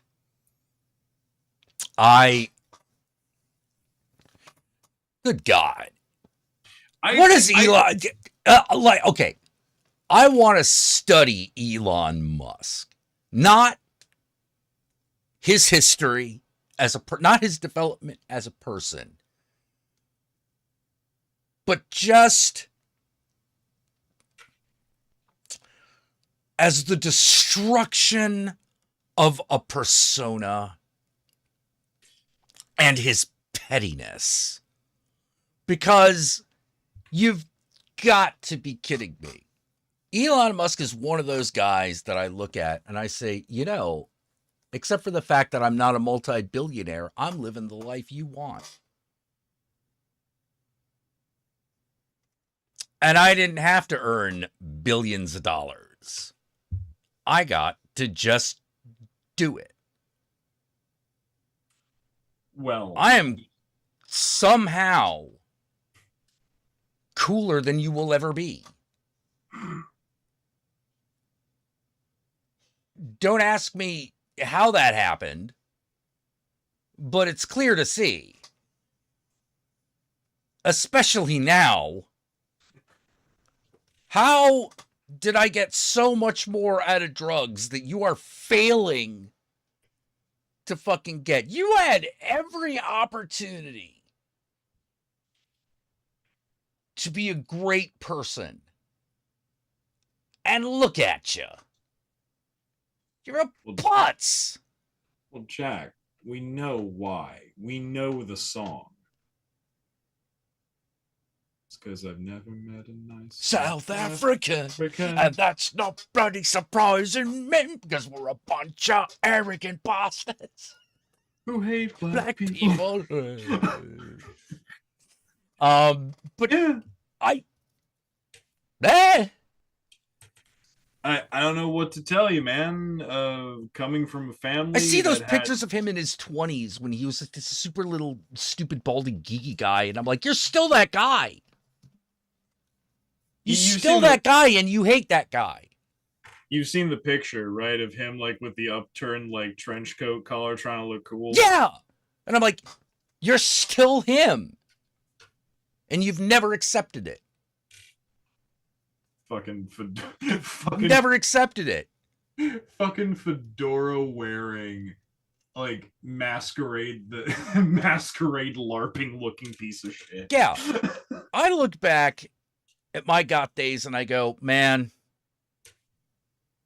I should have done more drugs and gotten laid a lot more. I'm happy for what I did do, but I should have done more. Yeah. Like, and I did a fair share. I mean, I did. I walked right up to some lines and went, yeah, I should probably pull back. What I'm saying is you can't really get enough of it, okay? Really, at the end of the day, you really can't get enough of it. So, like, but not the yayo. I don't hate that kid. I don't hate that kid. Right. I don't hate that 20-year-old kid that I was. He was trying. Did he do a lot of cringe shit? Hell yeah. Some of that cringe shit in proudest moments. Now his body is shaped like a Cybertruck. Oh man, that should be a joke in a show. Like, you have a character who's Elon Musk, but he comes in, he's all PS1 graphics. Just edges. He's just edges.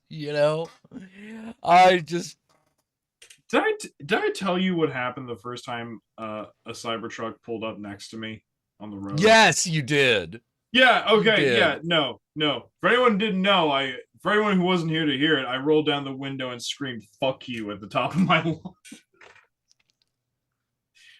I was just so angry.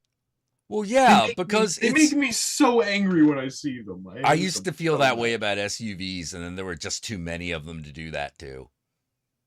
But I don't think that's going to happen with the Cybertruck. They're just too shit. No, they're too shit. I'm waiting to see a Cybertruck with truck nuts. Then I'll know.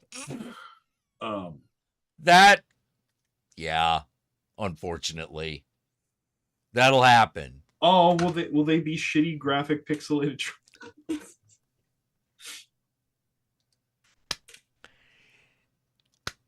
I don't know if I would have. I don't think I would have any respect for anyone who had a Cybertruck with them on, but I would have respect for the people that designed the truck nuts specifically for the Cybertruck. And I believe that Elon Musk can go on stages and jump like the biggest boy. Fucking weird goblin of a man. Yeah, and like No, that's insulting to goblins. I'm sorry, goblins. It's this.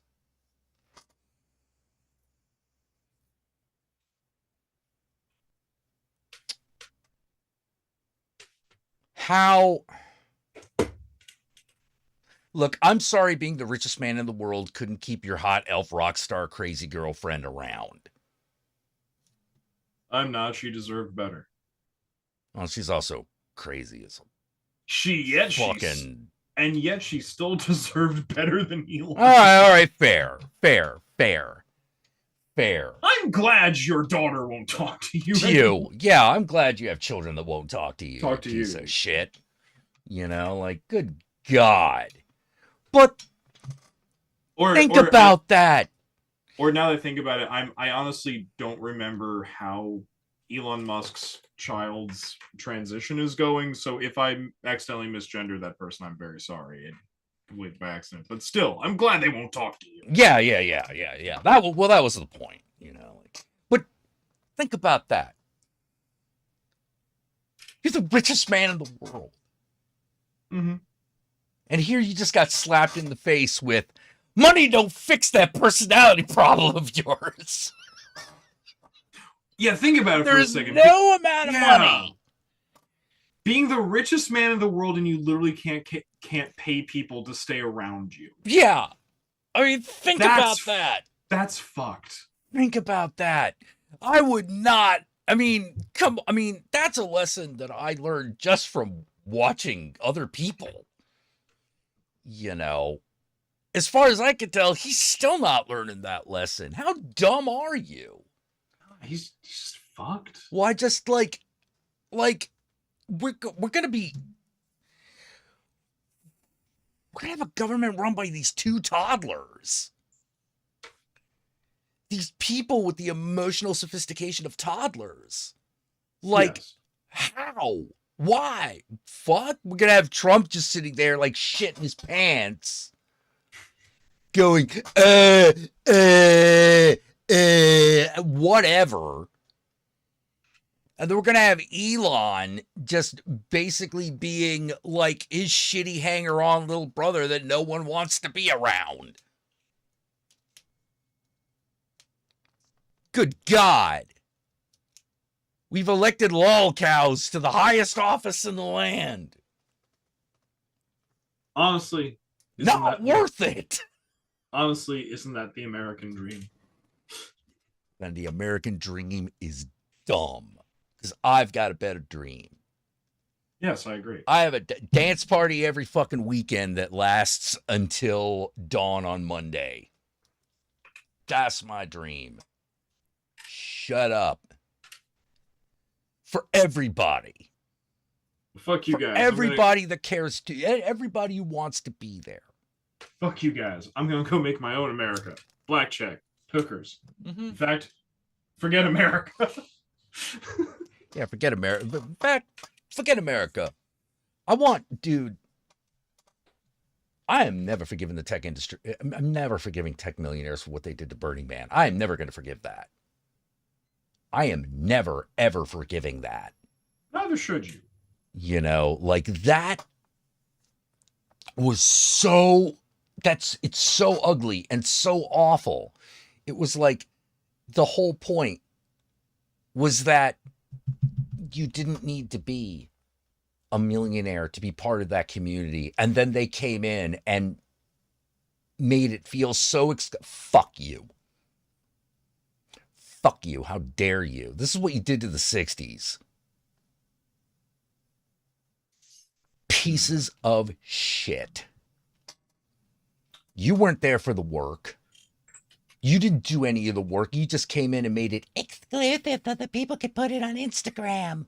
Fuck you. And this is why we shall all be.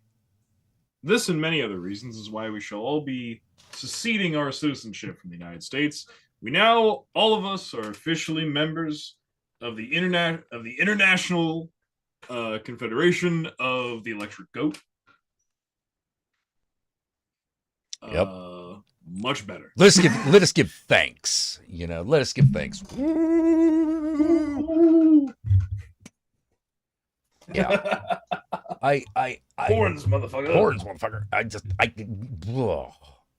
I can't. Yeah, it's the same kind of fucking yuppie attitude, except now it's like hipsters, and then hipsters got money. I don't know what you're calling walking around now. Like fucking, I don't even know, man. Like, saddest thing to me, going to a club, seeing everybody on their phone. And I'm like, dude, you're out. That would be it.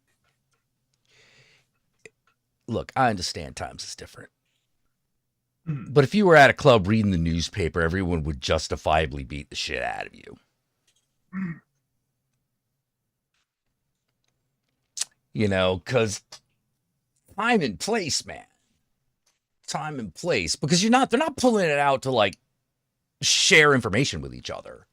They're just on it.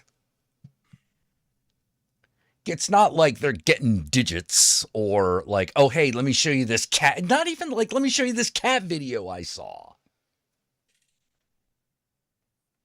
Like, See, like that would at least be something. That would be something.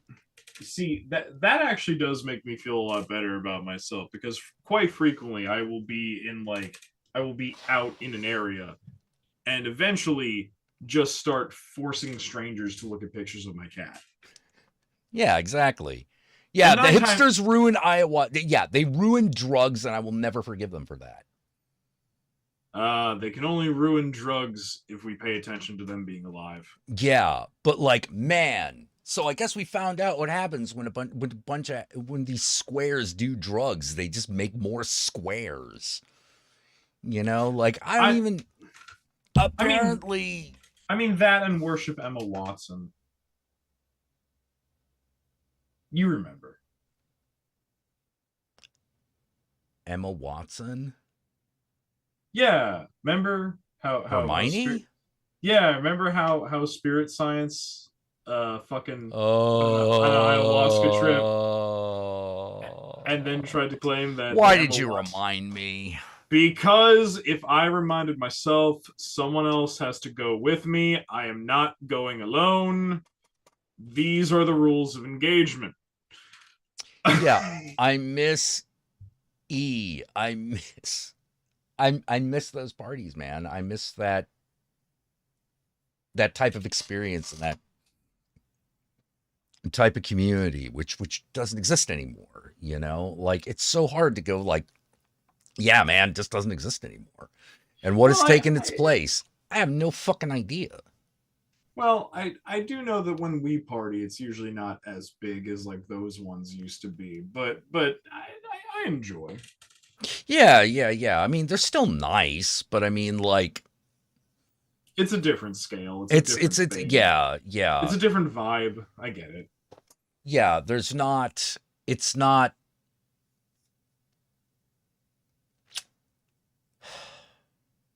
as cool. I don't know how else to say it other than that. It's not as cool. You know, I don't know if it's I don't know what it is other than that. I wish I had an answer because then I might have a solution. You know, I do think that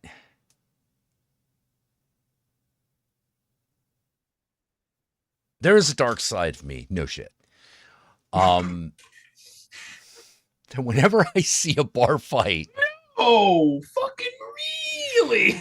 there is a part of me that just wants to go, yeah, kick his ass.